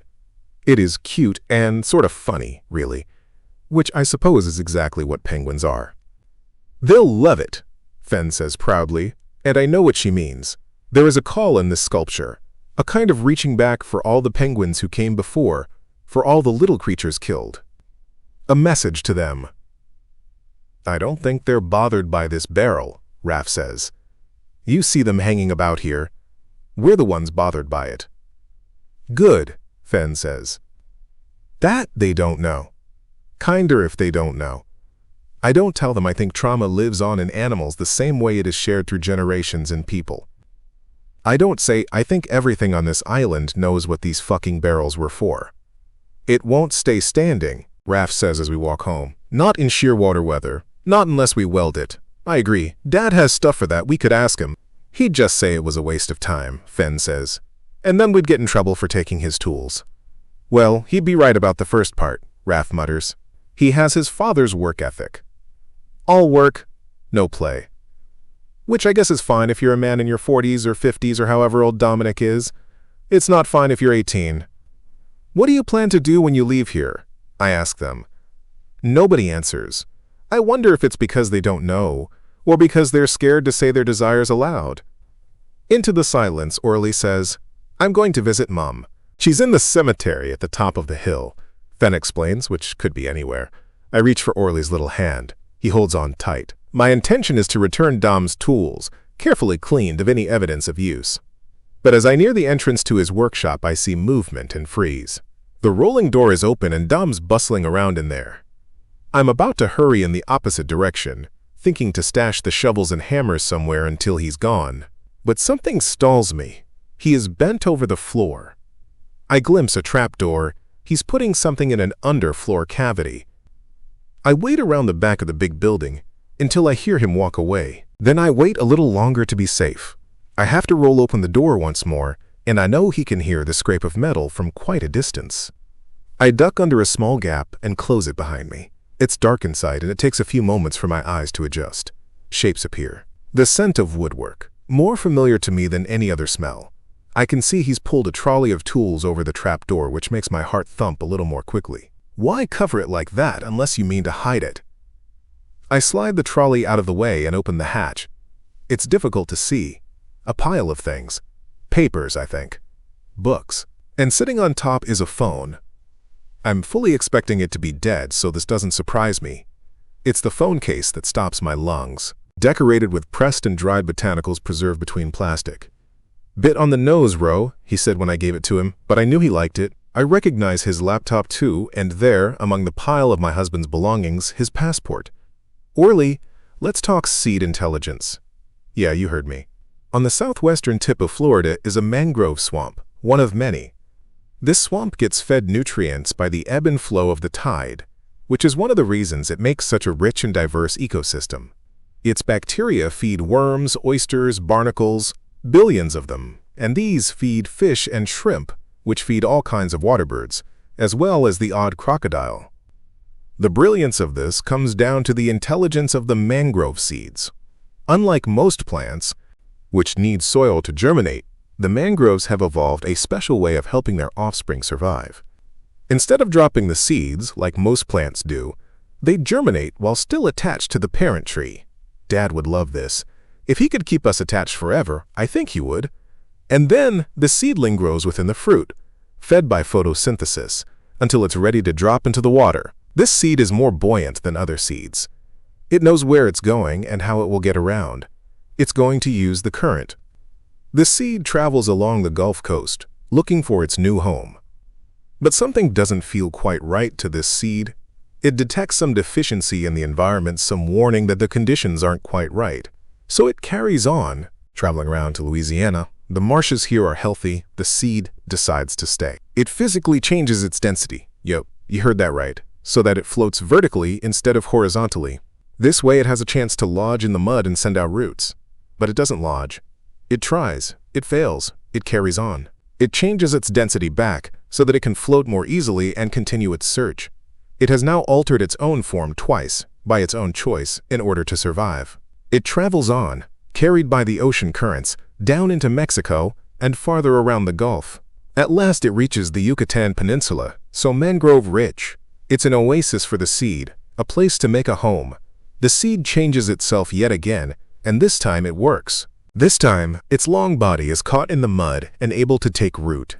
It can grow as part of this new mangrove swamp, which is so crucial to the health of the wetlands. And I think it must be relieved. I think it's earned its place in this ecosystem, this little seed. After all, it's been traveling and changing and searching for an entire year. Is this how you feel after being swept in on a current? Will you change shape and put down roots? Or carry on in search of somewhere better? Dominic, in some ways, in certain moods, it feels a little like Orly is my first child. I was there with Claire for the birth of Raph, and then mind-blowingly soon after for Fen. I was there in the thick of it, for every feed, every nappy change, every illness. Of course I was, but I wasn't Claire, who knew what cracked and bleeding nipples felt like, who had to sit on a rolled-up towel to avoid putting pressure on the episiotomy stitches in her vagina, and before all that, who endured the morning sickness that lasted 6 months and made her vomit all day, every day. Claire, who felt the postnatal depletion and depression, who was an alien in her own stretched and flabby body, who once shat herself because she couldn't get her pants off while also holding a baby to her breast, a baby that sucked and took all her vitality. Claire, who also had the hormones and the deep instinctive body connection and the bond that went deeper than her foundations, who had love like she invented it. Parenting, for her, was in the body. Problem is, I thought it was only in the body, and that's why she was better at it than I was. What a mystery it was to me then. How she knew what temperature to keep the room overnight and what to dress the babies in so they'd be warm but not overly so. How she knew when to give paracetamol for a fever and what times they needed to sleep depending on how old they were, and when to bring them into our beds for cuddles and when to be strict about sleep skills and what the fuck sleep skills are, and not to use soap in their baths, and to try olive oil for the cradle cap, and which foods were safe for starting solids and exactly how to serve them. How did she know all of this? It must have been built in, that's what I thought. When Orly came along and it was just me, I realized how she'd known. She'd fucking learned. She'd had to, because somebody had to keep the babies alive. And so she bloody well got on with it.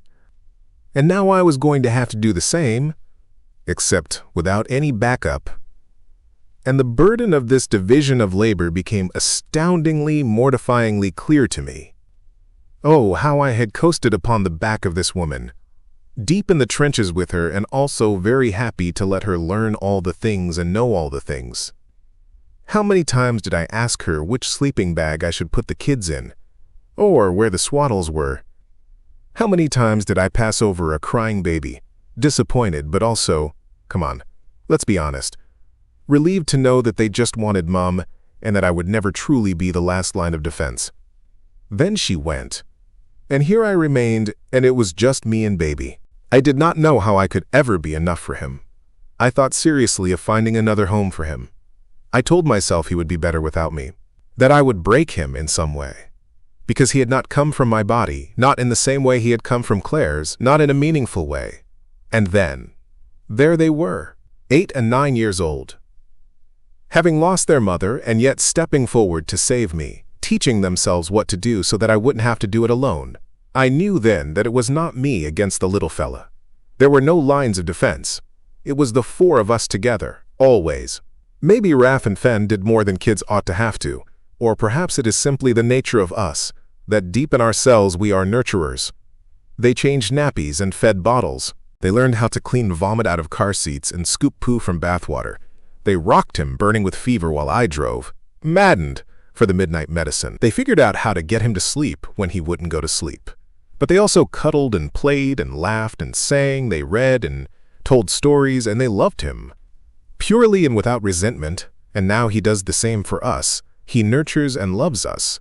And within the sphere of my children's courage, of their generosity of spirit, I found a way to be more, to ask of myself more. We forged an unbreakable 4. For the first time in our life together, our life of 4, I have started, against all my better judgment, to wonder what it might be like to add another, making 5. Would the capacity of that love find its limit? Or would it soar? Tonight, under the covers with Orly in my arms and his breath tickling my chin. I ask him what he hears in the wind. They're saying we tried to fix something that can't be fixed, not without loss. I pull away a little so I can look at his face. He is unbothered. This is why I don't usually ask him what the voices say, because his answers are terrifying. Are you frightened of them? I ask. He shakes his head. There is that, at least. What do they mean, tried to fix something? With Rowan on the beach, he says, and I can hear the hesitation that means he wasn't supposed to tell me. We pulled down the barrels and turned them into something else. What? A big red penguin. I find myself smiling, and it hurts, abruptly, that they would not want to tell me about doing that, that they wouldn't invite me to help them. Is Mum here? Orly asks me. Perhaps I should lie. Is this damaging him? In the end, it feels cruel to keep her from him. She's on your other side. Her hand is in your hair. He sighs, letting his eyes fall shut. The wind speaks again, and this time I understand it. You would have to let her go. Rowan is very quiet over breakfast. I catch her staring at me. The sensation of that gaze is a prickle. She has huge dark eyes, and they remind me of the bottomless eyes of the seals. I find myself imagining again what her hair feels like. I imagine reaching out and running my hand over the short, spiky ends of it. Right now, while sitting here at the brekkie table. Dad? Orly asks, and I blink. Yeah? I think I've decided on Tasmania. Huh? For when we go back. It's the diversity of the vegetation, he explains. The Lomatia tasmanica is a clone plant that only propagates by dropping branches and creating genetically identical plants. And it's been doing this for 43,600 years. I stare at him. So? Don't you want to live near that? It's incredible. I can't help laughing. Yeah, sure, wherever you want, mate. There's loads more interesting things too. The mountain ash is one of the world's tallest trees. There are forests of seaweeds in the reefs, heathlands and moors, ancient rainforests. I believe you, I tell him. My eyes are on Rowan. She's not listening, she's worrying about something, and her face is cold like I've never seen it. She stands abruptly. Going for a walk. Where? I ask. She gives me this look like it's none of your damn business, which it's not, only it makes me nervous, her roaming around the island. Can I come? Orly asks her. She shrugs, heads off.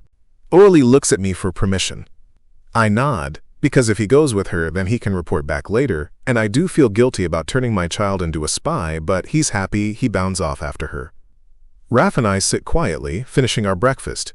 He is on his third bowl of cereal, a bottomless pit. I remember that feeling. An aching hole you could never fill no matter how much you ate. He looks at me. Are we really not going to tell her? I don't know what to say. He has such a leveling gaze. A dismantling one. There's bad, and then there's bad, he says. I think not telling her is bad. We don't know her, I say simply. We don't know what she might do, or what kind of threat she could become. I run my fingers over the smooth finish of the tabletop. It feels like silk. The hours she must have spent to transform the rough, chipped timber into this. I am breathless anew, as I am each time I walk into this room and see this work of art sitting so casually in our old kitchen. I'm a handyman, I slap things together, bash in a few nails, hope they hold. Rowan is a craftswoman. And it's true we don't know her, but there is surely a clue in this table to the truth of her. Raph finishes his breakfast by drinking the remaining milk straight from the bowl.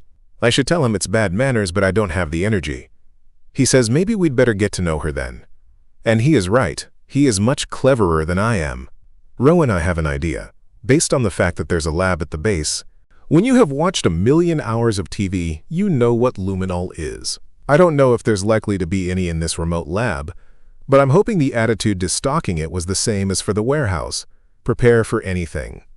Orly chats while we walk, babbling on about the plants in Tasmania, while I stay focused. Try to stay focused. I must be cold. Because if I am right, there can be no more of this chat, no more laughter. I can't enjoy his knowledge or his passion, his sweetness, his tiny hands. I can't enjoy him. I can't be warmed by Fenn's open smile, or her courage, or her freckles. I can't feel worried about Raf's temper or moved by his violin. I can't think about the salt on Dom's neck, or the way his beard might feel against my cheek, or his secret gruff kindness, or the way he loves lighthouses. I can't do any of that anyway. I have always prided myself on being loyal. But if I'm right about them having caused harm to my husband, then I really can't do any of it. I feel quite sick as we walk, actually, and the pain seems to have returned to my body. "Are you okay?" Orly asks on a rare break from his litany. I think maybe he is anxious about something, and it's why he can't stop talking. I nod, but my teeth are gritted. "Are you gonna leave?" he asks me suddenly. The question annoys me. How am I meant to do that, Orly? But would you, if you could? I look at him, wondering if he's lost his mind. Yes, of course. Oh. His eyes drop to the ground as he walks. Don't console him, I tell myself. Don't explain it or make excuses. It will be easier on him in the end if he doesn't start to hope. I try to figure out how to ask him something without scaring him. I shouldn't be asking him anything. He's 9 years old. And there's that common sense to be remembering. I ask anyway. I'm desperate. Hey, you know how your dad and Hank didn't get along? Yes, they did. You told me they didn't. That Dom saw through him, remember? Oh, well, yeah, but Dad doesn't really make friends. Okay. I try to reframe my question. I get the feeling he's been told not to talk to me about any of this. Do you think your dad might have been angry with Hank for any reason? There is a look of genuine panic on his face. No. Why? Is your dad an angry man? Orly stops walking. Why are you asking, Matt? Sorry. He's not angry. You don't know him at all if you think that. I meet his eyes. I'm sorry, mate. I didn't mean anything by it. I turn back to the grassy path, thinking that maybe Orly will go home now, but I hear his footsteps behind me. We're looking for something called luminol. I tell him as we go through the lab stores.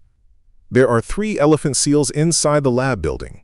Whether the door was left open or they pushed their way in, I don't know. But they barely glance at us as we pick our way around them. What's that? Orly asks, reading the labels of jars and jugs in the dim light. Even during the day, there's not much sun creeping through the small windows. It's a chemical you can use to detect other things. Like what? I shrug. Copper or iron, I think. Cyanide. And why do we need it? Because it also detects blood. Less chit-chat, more looking. I find it eventually at the back of a cupboard, already in a spray bottle. I've got no clue if it will work, but I'm going to give it a try. As we emerge into the sloshing seawater, my eyes catch on something in the distance. Way out in the ocean is a splash, a kind of spray. Look, I say, pointing. He squints. It happens again. Whales, Orly cries. Come on, we gotta tell Raf. He sprints off up the hill, vanishing into the tussock, and I am left to trudge after him. Now that I have what I was looking for, I need a way back to that field hut. I will have to prepare myself to make the walk alone, but it's going to be hard to explain why I need to. Maybe I could just go. I certainly can't risk anyone finding out what I intend to do there. It's the smell of bleach. It was so strong, it's been bothering me. And I am trying to come up with a reasonable explanation for why Dominic has hoarded all of Hank's personal possessions, the things he would need. Were he to have headed home as they told me, but I knew it the moment I met the guy. Dom's lying to me, and maybe it's not as bad as I have started to fear, but either way, I need to find out. Raf is already pulling on a wetsuit when I finally stagger back to the lighthouse, luminol tucked away in my pack. What's happening? I ask, hovering by the door to the boys' bedroom. It's Orly who answers, as Raf is busy gathering what looks like audio equipment. Raf records whale sounds. Did you see a dorsal? Raf asks his brother. Too far away. How many blows? 2? No, 3. Was it tall or low and puffy? Tall, but a bit puffy. Actually, maybe it was low. Raf laughs. Thanks for your specificity. How do you get to them? I ask as he thunders down the stairs. I'll take the Zodiac out. He glances back at me. Want to come? God, no. Going out on that little boat again is the last thing I want to do, but maybe I can convince him to take me back to the field hut. The trip's much faster by boat. Okay, you'll be cold. We might be out there a while. I hurry to pull on every layer I can find, including the waterproof outer layers. My clothes are a cobbled-together wardrobe of extras from Dom, Raph, and Fen, which was generous of them given they don't have a whole lot of clothing themselves, and I appreciate it immensely, but nothing fits me properly, and I am only just starting to figure out what layers and items are required for which activities. For this one, I'll need just about everything. Dressed this way, it's boiling hot inside, so I head for the front door. Where are you going? I look back at Dom, who is peeling a mountain of potatoes at the kitchen table. "There's whales!" Orly tells him. Dom grunts in understanding. "And he's taking you?" I nod. I think I am surprised there is no protest, no reminder of the chores Raph and I should be doing. Maybe whales trump the rest. "Can I go too?"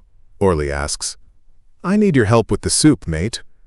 Orly's shoulders sag, but he doesn't complain, plodding over to lift a second peeler. Dom glances at me again. Maybe he can feel my frostiness. He says, "You watch out for my boy, all right?" I think he'll be watching out for me. All the same, I swallow and nod. I will try. Back down the hill we go. God, I am over this hill. It's not just that it's a hill, and it's painful to go both up and down. It's also that it's so loud. It is a tunnel for the wind to shriek along, and the more I traverse it, the more familiar my feet become with its lumps and grooves, its gullies and ditches, the louder it gets. I find myself dislodged, lifting my eyes to orient myself with the sea. I find myself hearing movement behind me and turning to see nothing but rustling tussock. I wonder if this is how it started for Hank. I wonder if everyone on this island is descending steadily into a shared psychosis. Fen doesn't come. She is on seal pup duty, but she waves to us from the other end of the beach. Raph and I head out in the Zodiac. I sit at the back this time, where there is less spray and movement. Still, I feel a low queasiness at the thought of how close the ocean is, how flimsy this craft. "What do you think it could be?" I ask Raph. "I've learned not to trust Orly's clues," he says with a quick smile. "But what are the options?" I press, wanting to get him talking. "Plenty of things." "Oh, I see. Fascinating." He relents. "Down here we get a mix of toothed and baleen whales. We'll look at where the dorsal fin is, that'll help identify it. Any markings on the skin if it's smooth or wrinkly. What its blow is like. How many there are. Certain whales travel in large numbers, others like to be solitary." He adjusts his trajectory, eyes scanning. Pilots, for example, are pack whales. They follow a single leader, and they're so loyal they'd even follow it to their deaths. I think now that he's started, he's quite enjoying talking about them. Orcas are matriarchal. They hunt in packs and come up with intelligent ways of herding their prey into danger zones. It won't be a beaked whale, I don't think. They're very elusive, and most of what we know about them is from dead ones. Same with sperms. It could have been a fin or a mink, or a sei, or a right. I don't know, there's loads. "What are you hoping it'll be?" I ask. He shakes his head as if refusing to jinx it. "They've changed their routes a bit in the last few years," he says. "I've noticed they come in closer than they used to. Less food for them, maybe." I realize belatedly that we are heading straight out to sea, directly away from the island. Things inside me go to liquid. I grip the rope handles with white knuckles and force my mind away from the great expanse of ocean beneath me. "There," Raph says, pointing, and I follow his finger to a smattering of dark, swift birds flying low over the water. "What are they?" I ask. "Sooty shearwaters," he explains. "They often follow whales to feed." Then he adds, "They breed in huge colonies, but they're smart. They don't visit their nests unless it's a moonless night, so they don't lead predators to the babies. Sometimes they're called moonbirds." "You kids are all certainly full of interesting factoids," I point out. "You'll be good on trivia nights," Raph thinks about this. "Yeah. I guess Dad's always tried to encourage us to be curious about the world." I watch the moonbirds. They fly fast and low over the water, and their crisp, sharp wings dip from side to side, almost cutting through the waves. Beneath them, I glimpse a number of fins emerging smoothly. "Fin whales," Raph smiles. "They travel in huge numbers." He is right. There seem to be dozens of them. The clear blue ocean is broken all over by sliding backs and dorsals and pectorals. Raph keeps steering closer to them, and My excitement shifts to fear. "Stop," I say. "Don't get too close." "They won't hurt us," he says. "Maybe not intentionally." Raph ignores me and my heart is lurching as he guides us into the pod. A fin rises up beside us like a wave. I gasp, peering over the edge at the sight of 30 or 40 enormous whales swimming beneath and around us. One of them glides directly below our boat, tilted so I can see that the underside of its mouth is pale and striped, and it's opening that mouth wider and wider to swallow what must be tons of water and krill. Raph gets his recording equipment and holds the microphone under the cold water. The terror does not leave me. Any one of these creatures could breach a fraction too close, and we will be capsized, and I can see our tiny bodies down there among their enormous ones. I can see us battered and crushed into the depths. But they don't harm us. Whether by luck or design, they swim on and away, and soon they have left us, and Raph doesn't chase after. "You don't want to follow?" I ask.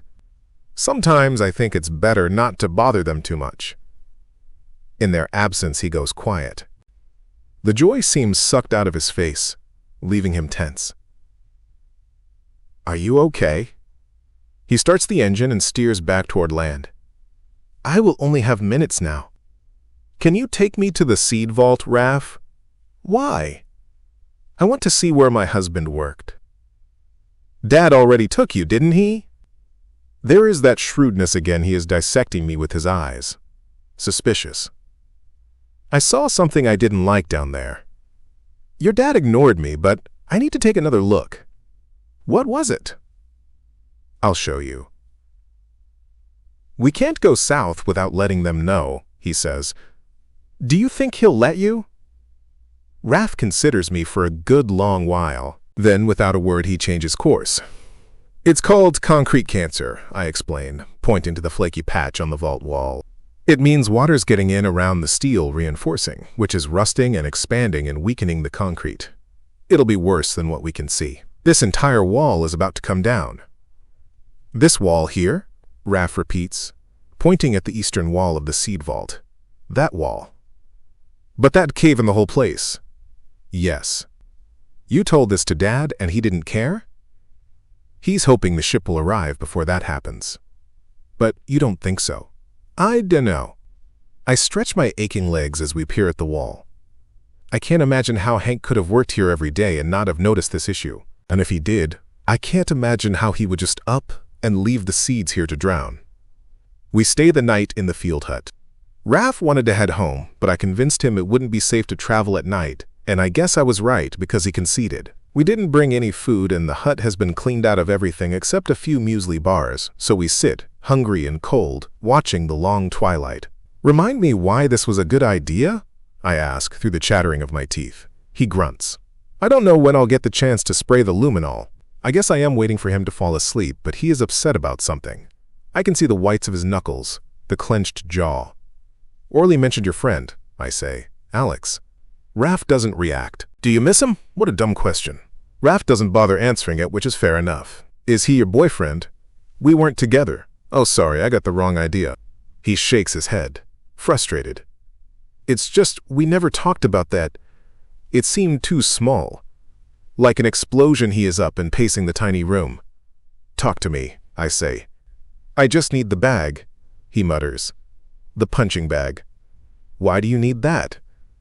"For when the poison comes. You have to punch it out." I frown, searching his face. "That's what your dad taught you?" Raph nods. "Okay, well, we can just talk. It might even be better." He is silent for what feels an eternity. Then he says, "Dad doesn't like to talk." "About what?" "About anything that matters," he thinks and then amends. "About anything that hurts." I consider this. Your dad's from a generation of men who were taught that speaking about their feelings was a weakness, which means they didn't really learn the skill. And it is a skill, you know. Figuring out how you feel and then articulating it.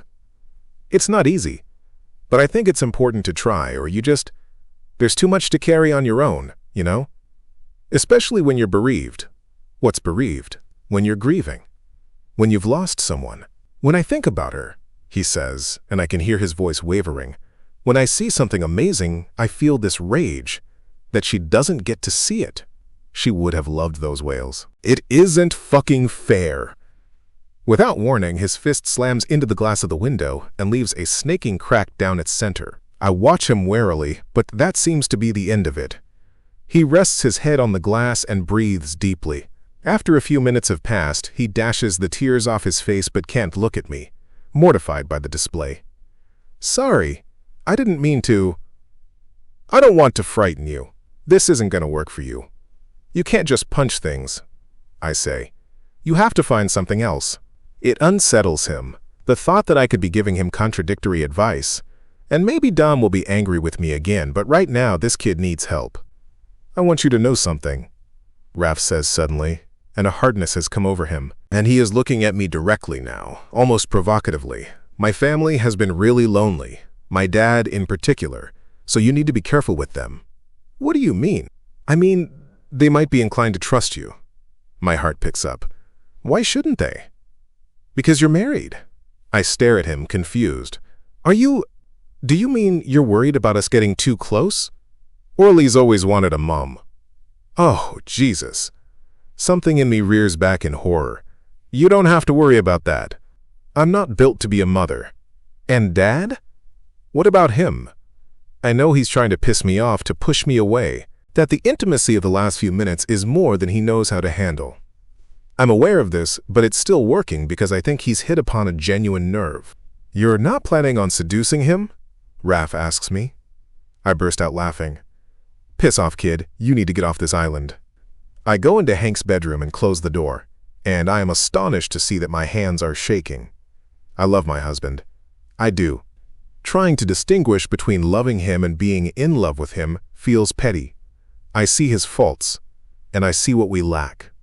I can see that we fractured, and I know we both feel betrayed by the other. There is distance between us now, and distance is like concrete cancer. With time, it's fatal. I may not know what will become of us, but that does not mean I plan on seducing anyone else. It does not mean I don't care if he's been murdered. I wake in the night from another dream of the child's footsteps running away from me, disappearing between the floorboards where I can't reach him. The fact that I've dreamed the same thing twice in this room is as disturbing as the dream itself. I take the spray bottle out of my pack and creep into the kitchen. Raph is asleep in the other room, but I don't make a sound in case he's a light sleeper. I look around at the space, not knowing where to start. The bleach smell is pretty much gone now. I spray the sink first, but the luminol sits invisibly on the surface and then evaporates. I spray the bench tops, same again. But when I spray the floor, the liquid turns a bright, luminescent blue. I spray, and the blue gets brighter and thicker and covers the entire kitchen floor, and I realize I am wiping my tears with one hand and squeezing with the other, and I stop only when the chemical has run out. "What's this?" a voice says, and I whirl in fright. Raph is standing in the dark, staring at the blue floor. "What is that?" he demands.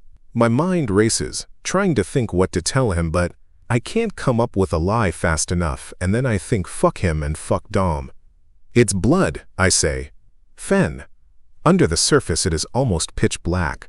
She is sitting on the ocean floor counting the seconds. Her hair drifts around her in eerie tendrils. Shapes move, mostly kelp. And then something different slides into her eyeline.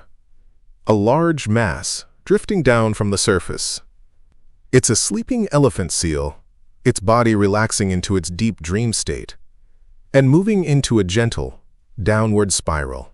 Fen watches its passage until it bumps into the ground and settles there. She wants to stay here with the sleeping seal, wants to know what it dreams of. But her lungs. She kicks off the seafloor and rises to the surface for air. It's too cold now, she shouldn't swim at night, but it is like entering a state of bliss she can't compare to anything else. Fen emerges from the sea with a shake of her heavy, tangled hair. Unlike the elephant she saw, the furs are all up on the beach, draped over each other in huge mounds. She scans the ocean, the horizon, looking for any sign of Raph and Rowan. She's been watching since they went out this afternoon, and she doesn't intend to give up the vigil, but she needs to get warm. She walks back to the boathouse, peels off the wetsuit, towel dries herself, and draws on her thermals. On the windowsill are her mother's things, the items she's stolen from Dom. Something compels her to take the jewelry, the silver necklace, the earrings, and the 3 rings, and put them on. She feels the weight of them against her skin. They are warm, probably because she is so cold. Next, she takes the silk scarf and drapes it around her neck. Then she draws her finger over her lips, as though painting them with lipstick. Paints imaginary eyeliner onto her eyelids. Is this what she will be expected to be when she gets back to the mainland? She feels like a child playing dress-up. She won't fit in, she knows this. 8 years is too long to expect a child's friendships to hold on, so she has no real friends waiting for her. She doesn't belong on the mainland, desires nothing about it, but she can't stay here. She's not a child, but she isn't really an adult either. The last year has proven that. She is not her mother, not beautiful like Claire was when she wore these things. She peers around the little shack, looking for any sign of her, any light or shadow, even a faint impression. But there's nothing. Even with the possessions to tether her, Fenn's mother doesn't appear to her like she does to Dom. Fenn comes to her senses and takes off the scarf and the jewelry. She dresses and returns to huddle among the seals for their warmth, continuing her watch for the zodiac. She isn't sure what time it is when she sees the shape of her father walking along the beach toward her. But it fills her with dread because he only comes down to her when things are really bad. Dominic, when they don't come back in the night, I start getting scared. I walk to the beach, force myself not to run. Fenn is among the seals, a shape just like theirs in the dark. She rises, shadowy and almost monsterly with her insect-long limbs, and I think, not for the first time, what complete madness it is that she lives down here and that I let her. You're not supposed to sleep on the beach, I remind her, but I'm too distracted to press the point. They headed south hours ago, she says, pointing at the horizon. I've been watching for them. She must see the terror in my face because she says, it's okay. They went exploring. They'll be back. Or they are both drowned. I stay with her on the beach until morning. The sun never completely disappears. Even in the deep dark of night, there is still a band of warm light along the horizon. We sit on the sand and I think about how cold it is down here, how inhospitable, and as the sun rises, I am distraught, because this is how my daughter spends her nights, cold and alone among the animals, and how did it go so wrong? I am the monsterly thing. I don't know how to reach for her, how to hold on. Orly said he chose Tasmania. She says, the first words either of us have spoken in hours. I nod. So is that it then? That's where we'll go? What do you think? She shrugs. I don't mind where. Raph said the same. Orly wants plants, forests, trees. What about you? She asks. Where do you want to be? I don't know how to explain that I can't leave, and must. That I can't be without my children, but that I don't know where we could possibly go that could ever be like it is here. So I say nothing, and she doesn't understand my silence, and the gap between us gets even wider. We can't stay here, she says. I am surprised because I've never admitted to wanting to stay, but I guess my kids know me better than that. Even if the ocean wasn't rising, we still couldn't stay here. Why not? I ask her. You love it here. I know, but it's too easy for you to hang on to her. I feel my face warm and look away. Dad, you've got to let her go.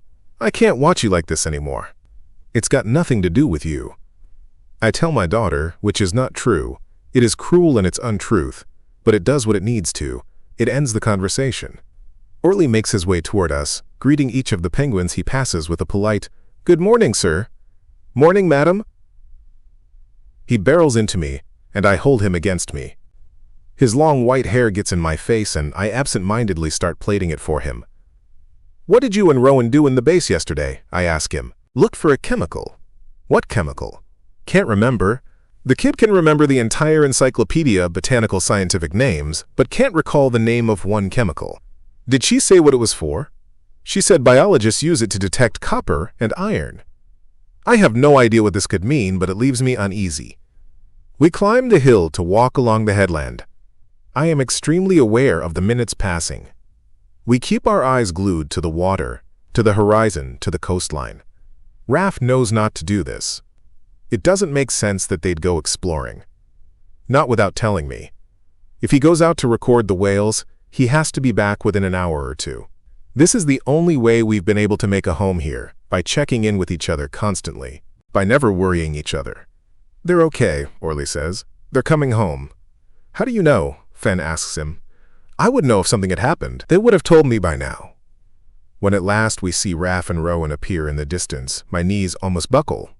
The little black Zodiac zooms up from the south, and I can see as they draw closer that Raph is at the helm, and he looks fine. Rowan sits beside him. There is surprising relief in me at the sight of her. They stop, though, before they get to the beach. It takes me only a moment to see why, another moment to watch what happens, and then my heart fails. "Rowan." We don't speak on the way home. A mantra ticks over in my head, a thought that drifted in early on, with no basis except a gut feeling, some terrible instinct rising to the surface. "They have killed him," goes the mantra. "They have killed him." What follows that? Logically, what follows? They're gonna kill me too. No, don't be ridiculous. Even the idea of them killing Hank is ridiculous. I can't wrap my head around a single reason why. But then I suppose that's the way of all murders, isn't it? To seem a complete mystery until the motive is uncovered. So let me lay it out for myself. Desperate emails, calling for help. "I am in danger," they declared. Hank's possessions hoarded secretly under a floor, and now blood in the hut where he lived, a lot of blood. What do I do? I spot the research base in the distance, nestled between the two lumps of island. I am very cold, despite the layers. All I can think about is a hot shower. 10, 15, 20 minutes long. We speed around the isthmus to the northern side of the beach, to our beach, but something makes Raph slow to a stop. "Look," he says. "It is another whale. A humpback," he says, and I can hear in his voice that this is the one he wanted above all others, and I want to snap at him that it doesn't matter. Just get us to land for God's sake, but I glance at his face and it stops me. He's just a kid, it's easy to forget he's still a kid, and he loves these whales. Truly he loves them, and I don't think he sees them very often.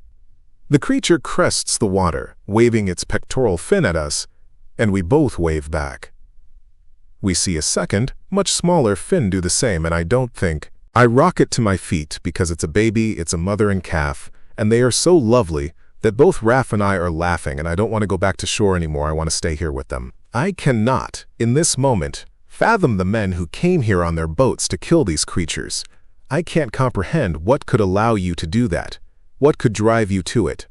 They do not seem like they could belong to the same species. But maybe it is the animal in me that feels the love, the human that can detach from it.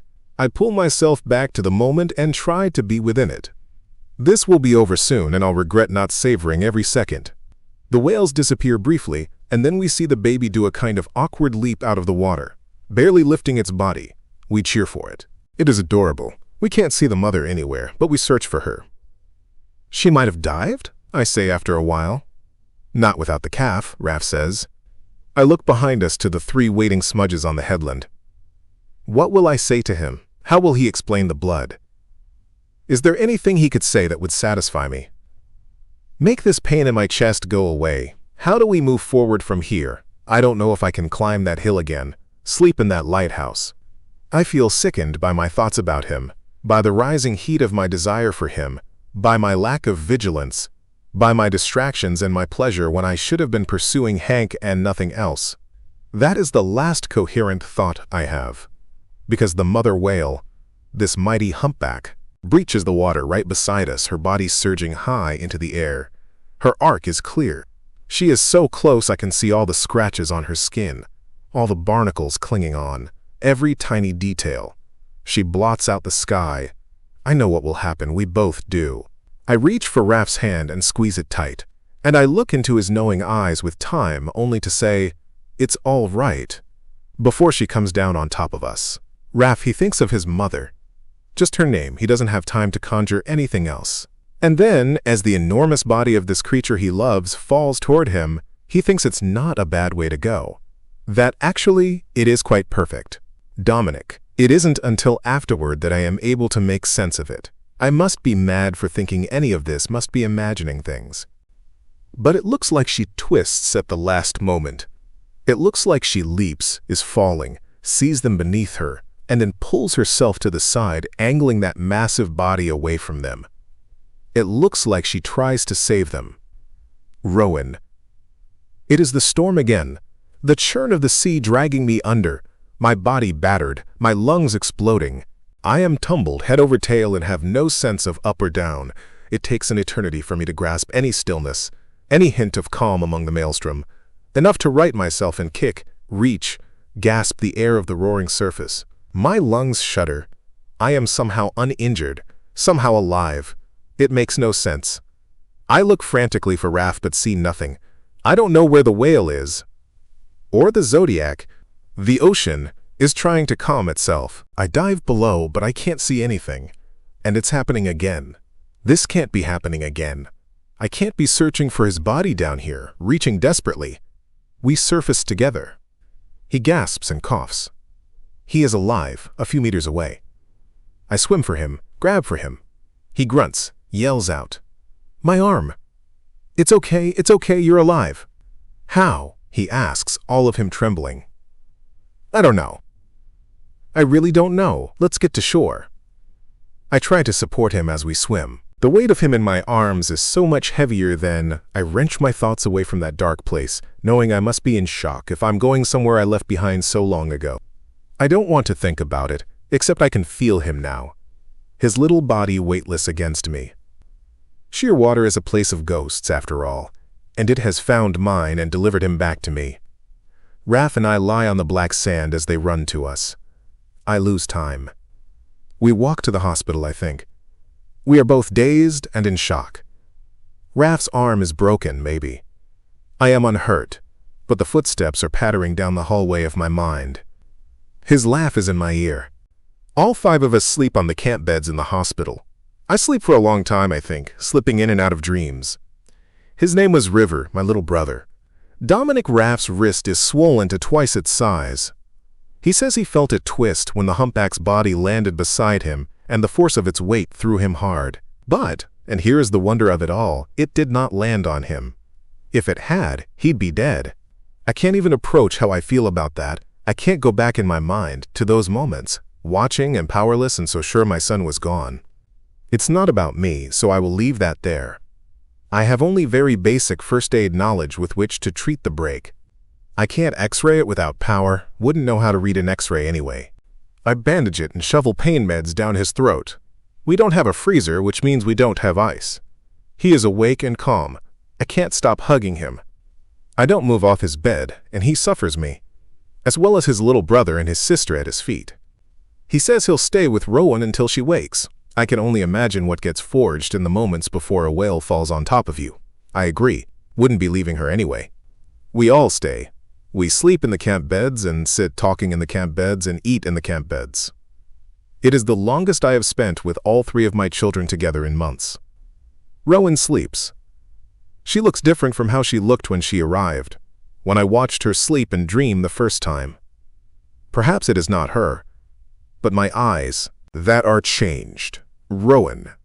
When I wake, it's to see his face, and I am returned to the first time, to when my body was on fire. I am returned to the sea. We are alone. The kids have gone to get supplies, he tells me, even Raph, who can't lie still despite a possibly broken wrist. I meet his eyes, this man who nearly lost his son, nearly watched his son die. I'm so sorry, I say, and he reaches to give me a hug, but it's awkward, and we find ourselves moving so that we are in the same bed, facing each other, and I think, how did we get here? I can feel his breath on my lips. I haven't seen his eyes this close before. Today they are more gray than green. They are a storm. You've been sleeping again, he tells me. And dreaming. A prison of dreams. I've never spoken of it. Not even to Hank. How telling that seems now. To share a life with someone but to never share the truth of that life. To never express how that life is damaged. Surely it was his right to know this wound in me, since it was bound, at some point, to become a wound in us. I'd simply worked so hard to leave it behind that I couldn't bear to bring it forward again, not even to speak it aloud. But it is here now, and I am awake, and I don't feel so frightened of it. Shearwater is a place of ghosts, but mine does not haunt me, not anymore. I can name him, I can do that. I tell Dominic, this stranger I do not know, this man who is lying in my bed and lying to my face, I tell him that there was a boat, once, that my mother and father had 4 children and raised us, for a time, on a houseboat. 3 girls and 1 boy. I was the oldest, River the littlest. That we were all very good on the boat.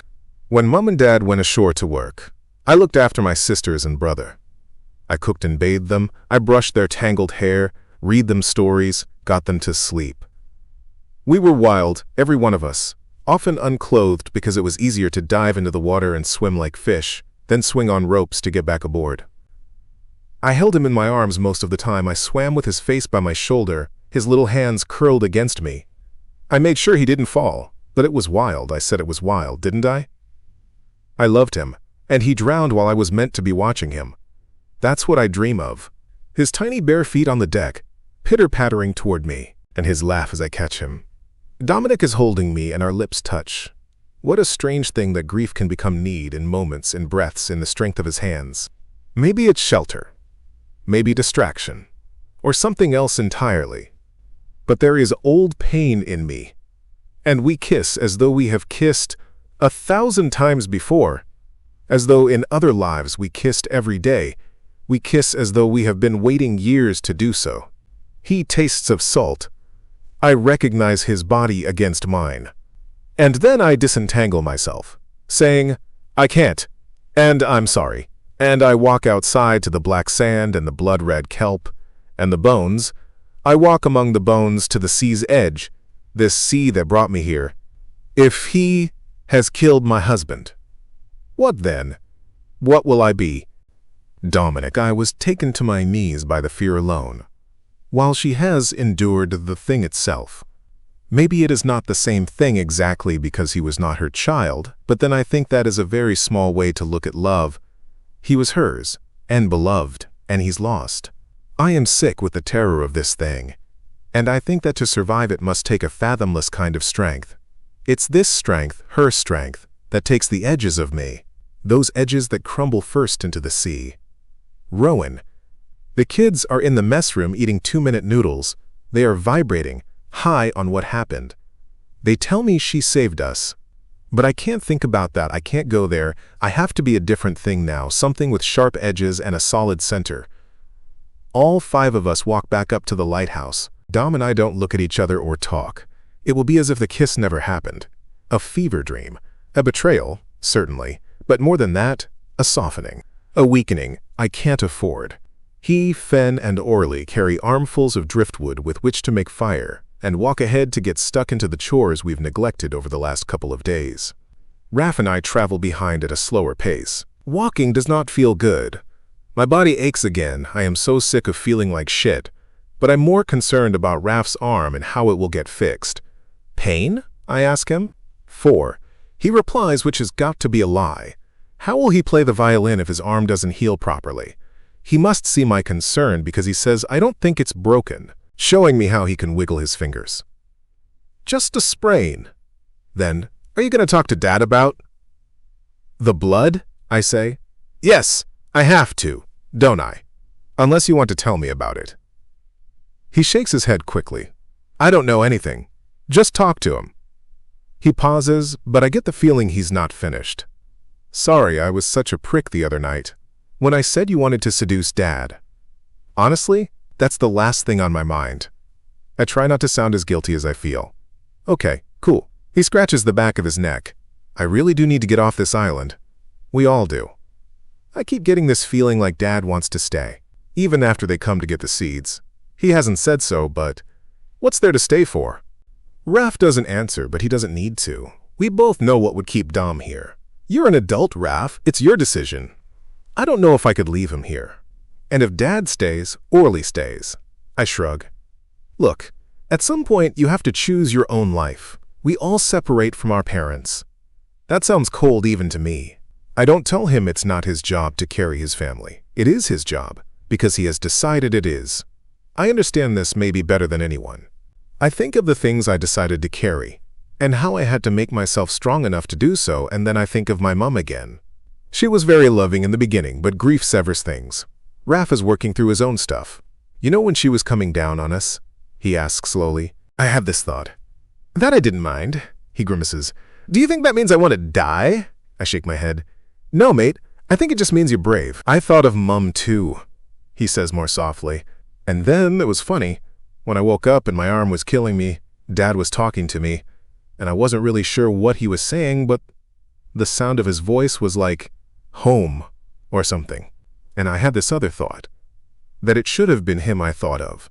That it's not fair, is it? He's the one who's here, she hasn't been here in years, but we're all completely obsessed with her. I think about how she is here among us, how even I, who have never met her, feel her presence. That's grief, I say simply. Raph nods, looks away. Yeah. Anyway, I just want him to know. We glance sideways at each other and he adds, I won't leave him. I won't leave any of them here. The thought comes with simple clarity, and it is the last thing I need. I won't be leaving any of them here either. The old blocked-up fireplace hasn't worked in decades, but we are all getting sick of feeling so constantly frozen. With reduced power for heating, we need fire. This means using brooms to try to clear out the chimney. By the time Raph and I reach the lighthouse, Dom and Fen have their heads poked up, giving directions, and I realize Orly is inside it. Get him out of there, I say, hurrying over. I'm good, he shouts from within. Dom looks at me like, see, he'll be breathing in years worth of soot and dust. I snap, completely stuff his lungs, get him out now. They pull him back down and the kid is covered head to toe in black soot. He laughs to see himself in the bathroom mirror, before being stood under the shower. The water runs black for a long while. When the worst is sluiced away, we fill the bath. I listen for any coughing, but he seems okay. Fen and Raph return to cleaning out the chimney while Dom and I sit beside Orly in the tub. Dom doesn't look at me, and I think maybe he's pissed off at me for telling him what to do, but then he rubs his face and says, I messed up. I think I mess up all the time, only there's not usually anyone here to point out what an idiot I am. I breathe out. Orly reaches to stroke his dad's hair, getting it wet. You're not an idiot. Dad, he says cheerfully. You are, I say, but the kids are alive. You can't have messed up too badly.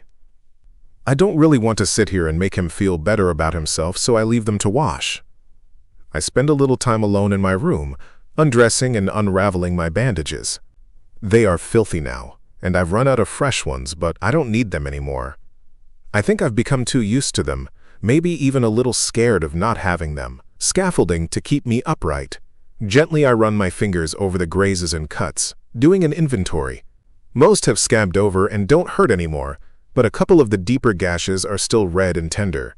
The one on my hip that Dom had to sew twice is particularly hard to look at, even since I cut the stitches out. It has always been the deepest wound. I don't think it will ever fully heal. I swallow antibiotics and sit naked on the bed. It's cold, and I try to let that cold inside me. I feel it then. Breath on the back of my neck. The sound of it in my ear. I can't protect them from what they've done. I tell her softly. She grows and throbs and fills the room, faceless and breathing. But I'm too cold to let her frighten me. I dress as warmly as I can, pack my bag and lift my walking stick. We aren't going that way, I promise. Orly plants in a broad sense are food. Not only for humans, but for animals, birds, insects. This is their main function on the planet, aside from creating oxygen. They feed life, but there are some with a much subtler evolutionary design. Plants that wait patiently, taking no nutrients from the poor soil they exist within, their brightly colored and patterned leaves particularly delicious looking. Plants that draw the insects and the little rodents and the frogs to them, hungry creatures searching for food, tricked into thinking they have found a feast before they themselves are consumed by the pitcher plants. The carnivores. These are plants that refuse to be prey. What possible need could we have to keep such defiance? The seeds of the deadly pitcher plants sit, gathering dust, in a far corner of the vault. Rowan. The walk is slow in the dark, but I retrace the path we took, Dom, Orly, and me. The moon and the stars are bright. I pause by the crystal albatross lake, now a black sky pit to swallow me whole. I come to the grassy plateau where the baby petrels nest. It looks very different in this light, a sea of silver scales. I move swiftly as we did the first time, but I take a new route. He promised the wind he wouldn't come this way, and I don't know what I will find. But if I have to scour every last inch of this island to discover an answer, I will do it. I will not sit still and wait. Beneath the ash I see a glint. I unearth its source, brushing it off with a gloved hand.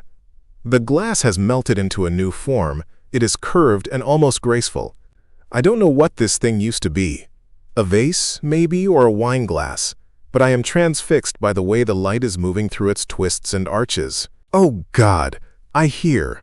I look up from the patch of debris I am standing within. Once our kitchen, to the square Hank is sorting through. Once our bedroom. I have the floor plan of the house marked out in a grid for us to work our way through methodically, sorting and removing and cleaning as if we are at an archaeological site. It is impossible to recognize any of these rooms now, so we have only the plan to help us understand where in the house we're standing. But even within these areas, none of the possessions, if any are recognizable, are where we expect them to be. The fire has collapsed everything inward. We've only just begun, but I have a system. We carry rubbish and debris in buckets to the skip, and then we sift through the remaining ash and charcoal with our sifting trays. And we will work our way thoroughly through one section at a time. My trophies, Hank says now, holding up a scorched and melted golden trophy he received as a child in some science fair.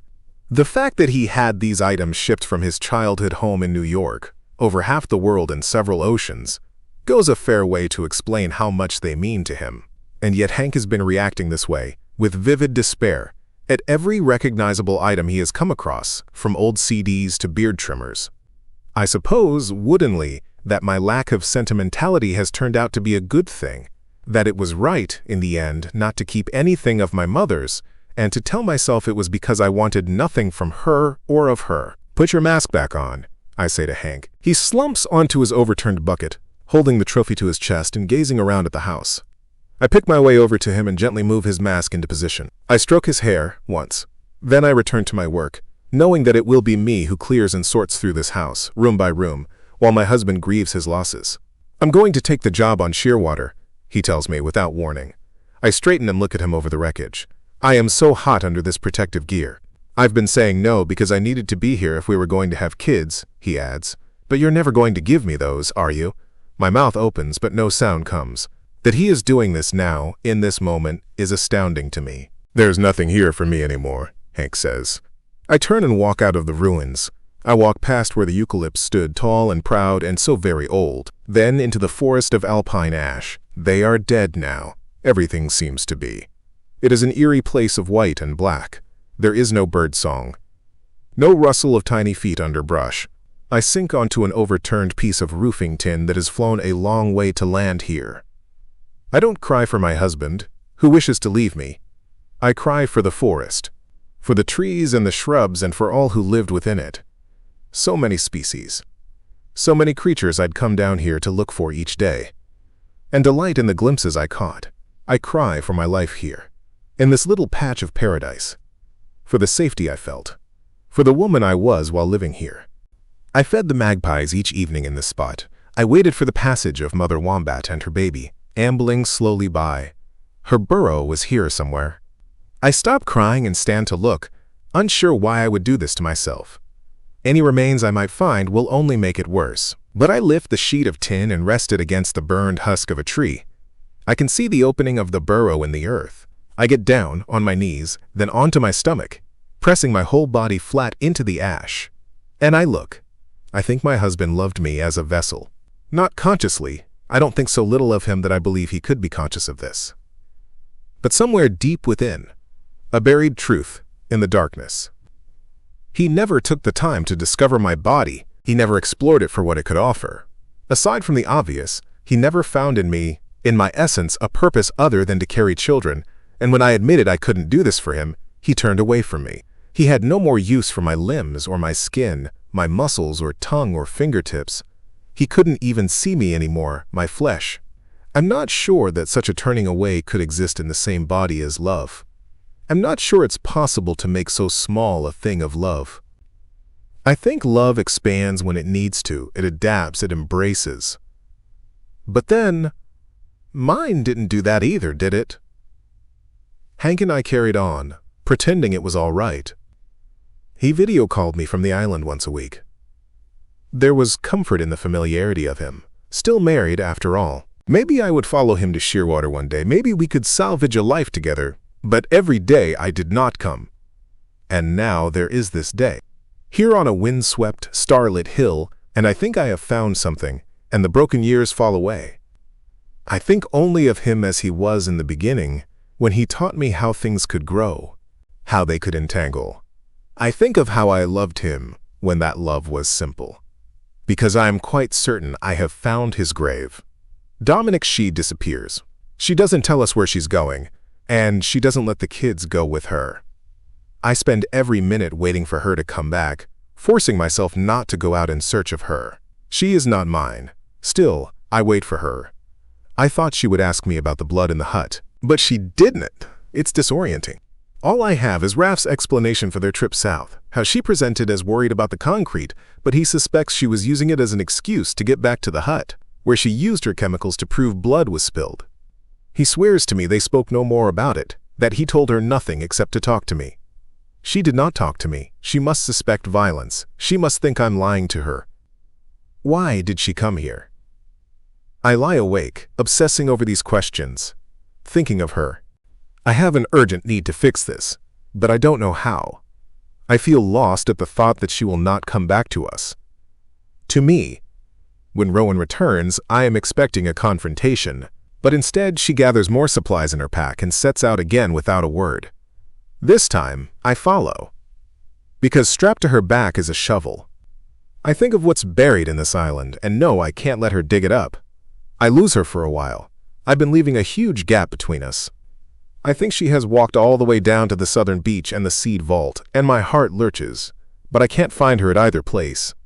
I retrace my steps, and by following the shoreline back around, I eventually see her in the distance. How did she know to come here? Did one of my children tell her? Or has she been out searching, roaming, hunting? She is crouched on a sloping hill, overlooking the ocean. The view is spectacular. It's why we chose this spot. The shovel is moving. She's already dug out the raised mound that sits beneath the rudimentary, nameless headstone. My dread explodes into horror, and I run to her. "Don't," I say. But when she looks up at me, I see a different woman, a creature of certainty. I see that she will never stop digging, not until she's found him. With a shaking hand, I reach for the shovel. I say, even though it's the last thing I want to do, let me, because I can see the pain in her exhausted, hollow face. I have seen the damage done to her body, and this hole will take many hours. It is deceptively difficult to dig a grave. I know it is because I dug this one. I dug it with my son, who wept as he shoveled earth long into the night. I do the same now. I have spent countless hours digging holes in this hillside. I did not think I'd be spending more. "What will you tell her?" my wife asks. I didn't hear her come, but she's here now. I wish she wasn't. I don't speak to her, I dig. When we reach him, I lower the shovel, and we both slide into the hole. Our hands gently pull the last dirt away from him. There's no coffin. He is simply wrapped in a sheet. I have been very careful with my shovel. "This will be bad," I tell her. "It's been a few weeks," she nods.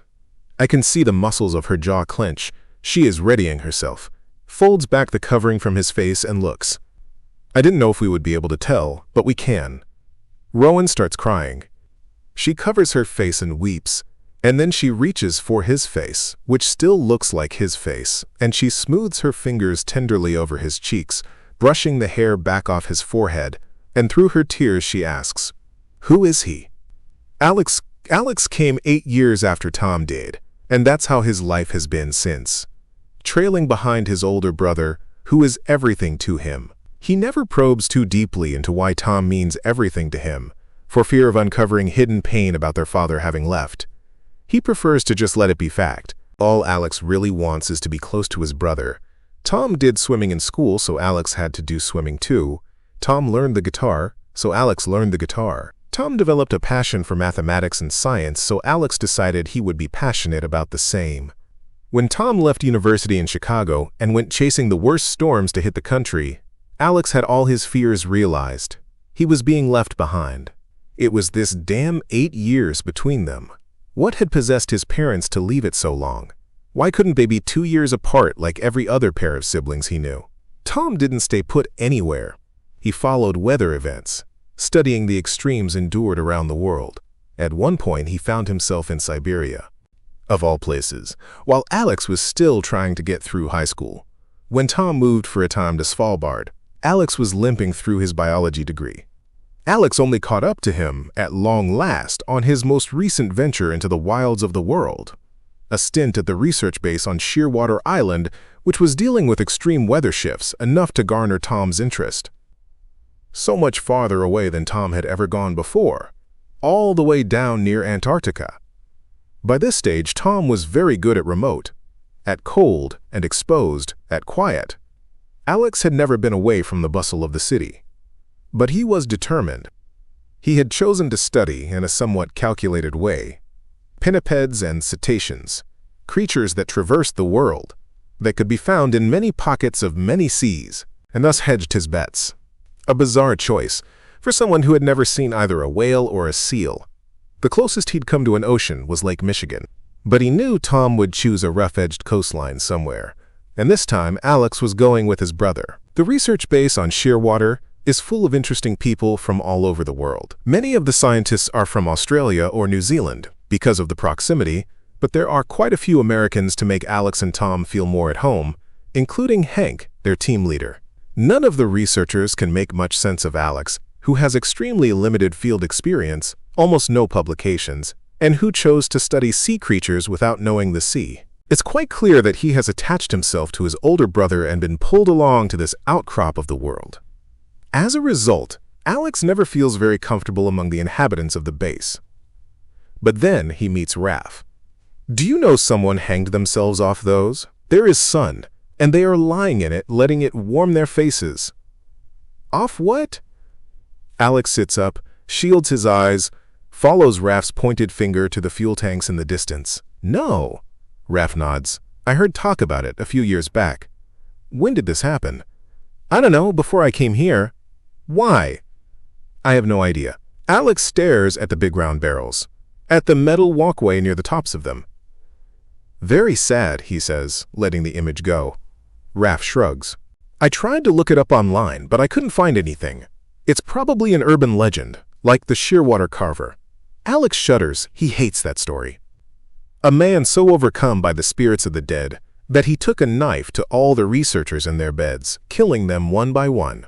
It can't be true, surely, but it is disturbing enough that the story exists at all, that there is such a presence here that anyone who comes tries to make sense of it. He thinks of the weekly psych sessions they're each required to complete, check-ins to make sure they aren't suffering any mental health problems due to the nature of their isolation. Why does everyone here love saying the place is haunted, he asks. Halloween is always celebrated with more gusto than Christmas or New Year's. Raph's mouth quirks. To laugh, instead of being disturbed. He supposes that makes sense. Hates thinking about any of it, so turns his mind ahead. There's a botanic garden just outside Chicago, Alex says. Raph looks at him and grins, knowing exactly what he's doing. And I'm sure he'd love it. But it's a long way from the sea. All right, where then? Vancouver Island, Raph says without hesitation. The most whale sightings of any place in the world. Alex smiles and thinks about this. Loads of orcas and humpbacks there. And seals and sea lions. Vancouver Island it is then. They laugh, but the laughter trickles away, both aware of how unlikely this plan is to happen. Still, it is nice to lie here in the grass and the sun and daydream. A few years ago, he tells Raph because Raph loves whale stories more than anything, and Alex is always searching his mind for things to tell him. Researchers watched as several orcas attacked a gray whale and its calf.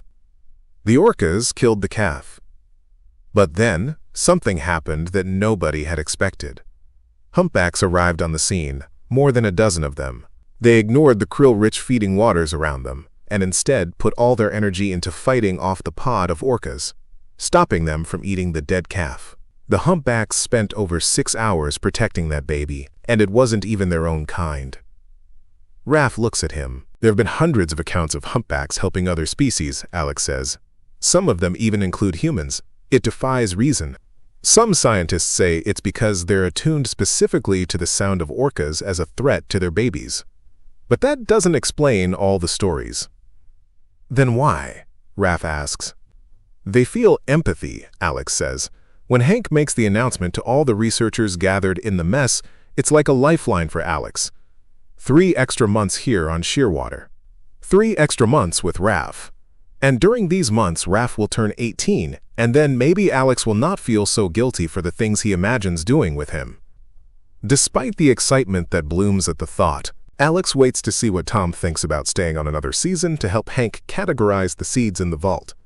Their team leader has asked for 3 extra sets of hands. He is lucky then that Tom has fallen in love with Nija, the base doctor, who wants to stay and help.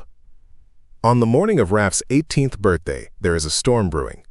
Things have started to get very bad on Shearwater, but Alex wants to give Raph one good day to forget all the rest, all the shit with his family and with Hank. Just one.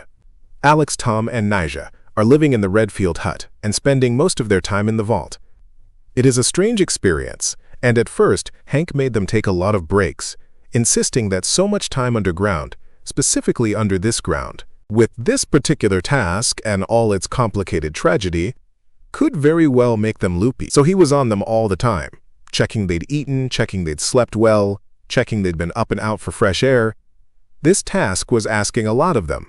All of that stopped when Hank began to change. But in any case, for Raph's birthday, Alex has a plan. They've never spent a night together. With Raph sharing a lighthouse with his family, and Alex sharing a tiny field hut with 2 other scientists, and their whereabouts always needing to be accounted for, there's no privacy. But there is an empty field hut with a green door. On this stormy morning, Tom is drinking instant coffee in the kitchen. Alex makes himself a cup and silently rehearses what he will say. "You and me on first shift this morning, Al." Alex nods. "It's Raph's birthday." "I don't want to know. I don't want to know anything about any of it. Nothing's happened," he assures his brother quickly. "But I won't be sleeping here tonight. I'm gonna stay in the green hut." "Shit." Tom rubs his eyes. "That's dumb. It's not safe." Alex rolls his eyes, gives his brother a look. "We're leaving in a couple of months. And then that'll be it. And everything here is nuts, and I just want him to have a nice birthday. That's all." Tom shakes his head.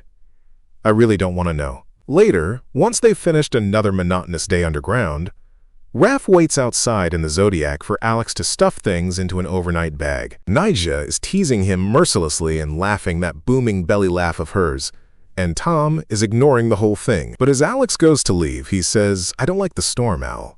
And coming from Tom, who is an expert on storms, that actually means something. But Alex is already on the train tracks, barreling out of the station. He shoves Tom as he dashes past him. "See you in the morning." Raph drives the Zodiac through raging winds and rain and swell that drenches them, mooring it to the metal steps of the green cabin. They climb up and into the shelter, but before Alex closes the door, he looks back to the red, where he can see his brother in the doorway, lifting a hand. Alex waves back. The storm grows. They both spend some time watching it through the windows, noting the rise of the sea, acknowledging with wonder how high it's come, how it smashes against the walls of the huts. They can recognize that the waves perhaps should not be so high or so violent, but they are distracted. Alex wakes in the middle of the night to a mighty crash. The rain and wind are both so loud he is deafened. Tom is in their room, looming over them, and behind him is Nija. "Come on, it's not safe." His voice is barely audible over the sounds of the storm and the creaking of the cabin pylons. They don't need to be told twice. Alex and Raph grab their things and head for the door. They climb down the steps into the Zodiac, battered by the weather. Raph doesn't wait. Tom and Nija's Zodiac is here too. They'll be right behind. He takes off into the waves, headed for the shore. But in Raph's Zodiac, Alex turns to look behind, to check his brother is following. Instead, what he sees where the green cabin sat only moments before is something different, shapes he can't make sense of in the dark and the swell. He blinks, squinting, desperately trying to understand, and then the whole shape moves and he realizes what he is looking at. The cabin has come off its pylons and is on its side in the water. A wave dumps onto it, disappearing the entire hut. Alex screams and Raph grabs for him, but Alex is swift. He is plunging into the rough ocean, mad with terror and with grief, for he already knows, deep down, the waves batter him. and he realizes he may have drowned himself too. But while there is blind hope he will still try to find him, he will kick and struggle against this violent sea. Reaching in the dark for Tom's body, he loses consciousness for a second or two but revives quickly as he's pulled back into the Zodiac. Raph's strong arms have plucked Alex from this maelstrom and the engine is gunning them away from the hut. What madness possessed him to bring them out here? To this flimsy matchbox house on its toothpick legs? It's been said for years the green cabin isn't to be occupied, not since the sea got so high. His brother told him this morning it wasn't safe. His brother, whom he has killed. They do manage to recover the bodies. Dominic and Raph do. They go without telling Alex. And they don't ever show him what they found. They simply invite him to help bury the sheet-wrapped figures. Alex is distressed. He and Tom have been raised firmly secular, and yet he feels a need to wash his brother's body properly, to give him some sort of ceremonial burial. Instead, he shovels dirt onto Tom, a grave down here at the bottom of the world, an unmarked, anonymous grave in the middle of nowhere, without any way to call for help or tell his mom. As he shovels the dirt, he thinks of how he has always been trying to catch up to Tom, has spent his whole life chasing after, and how he might actually be able to do it now. In 8 years, Alex will have closed that gap at last. It is a disaster. It is unbearable. He finds himself walking north to the isthmus and sitting in that same spot, in the grass overlooking the base. He does this often, no matter the weather. He finds himself looking down at the fuel tanks,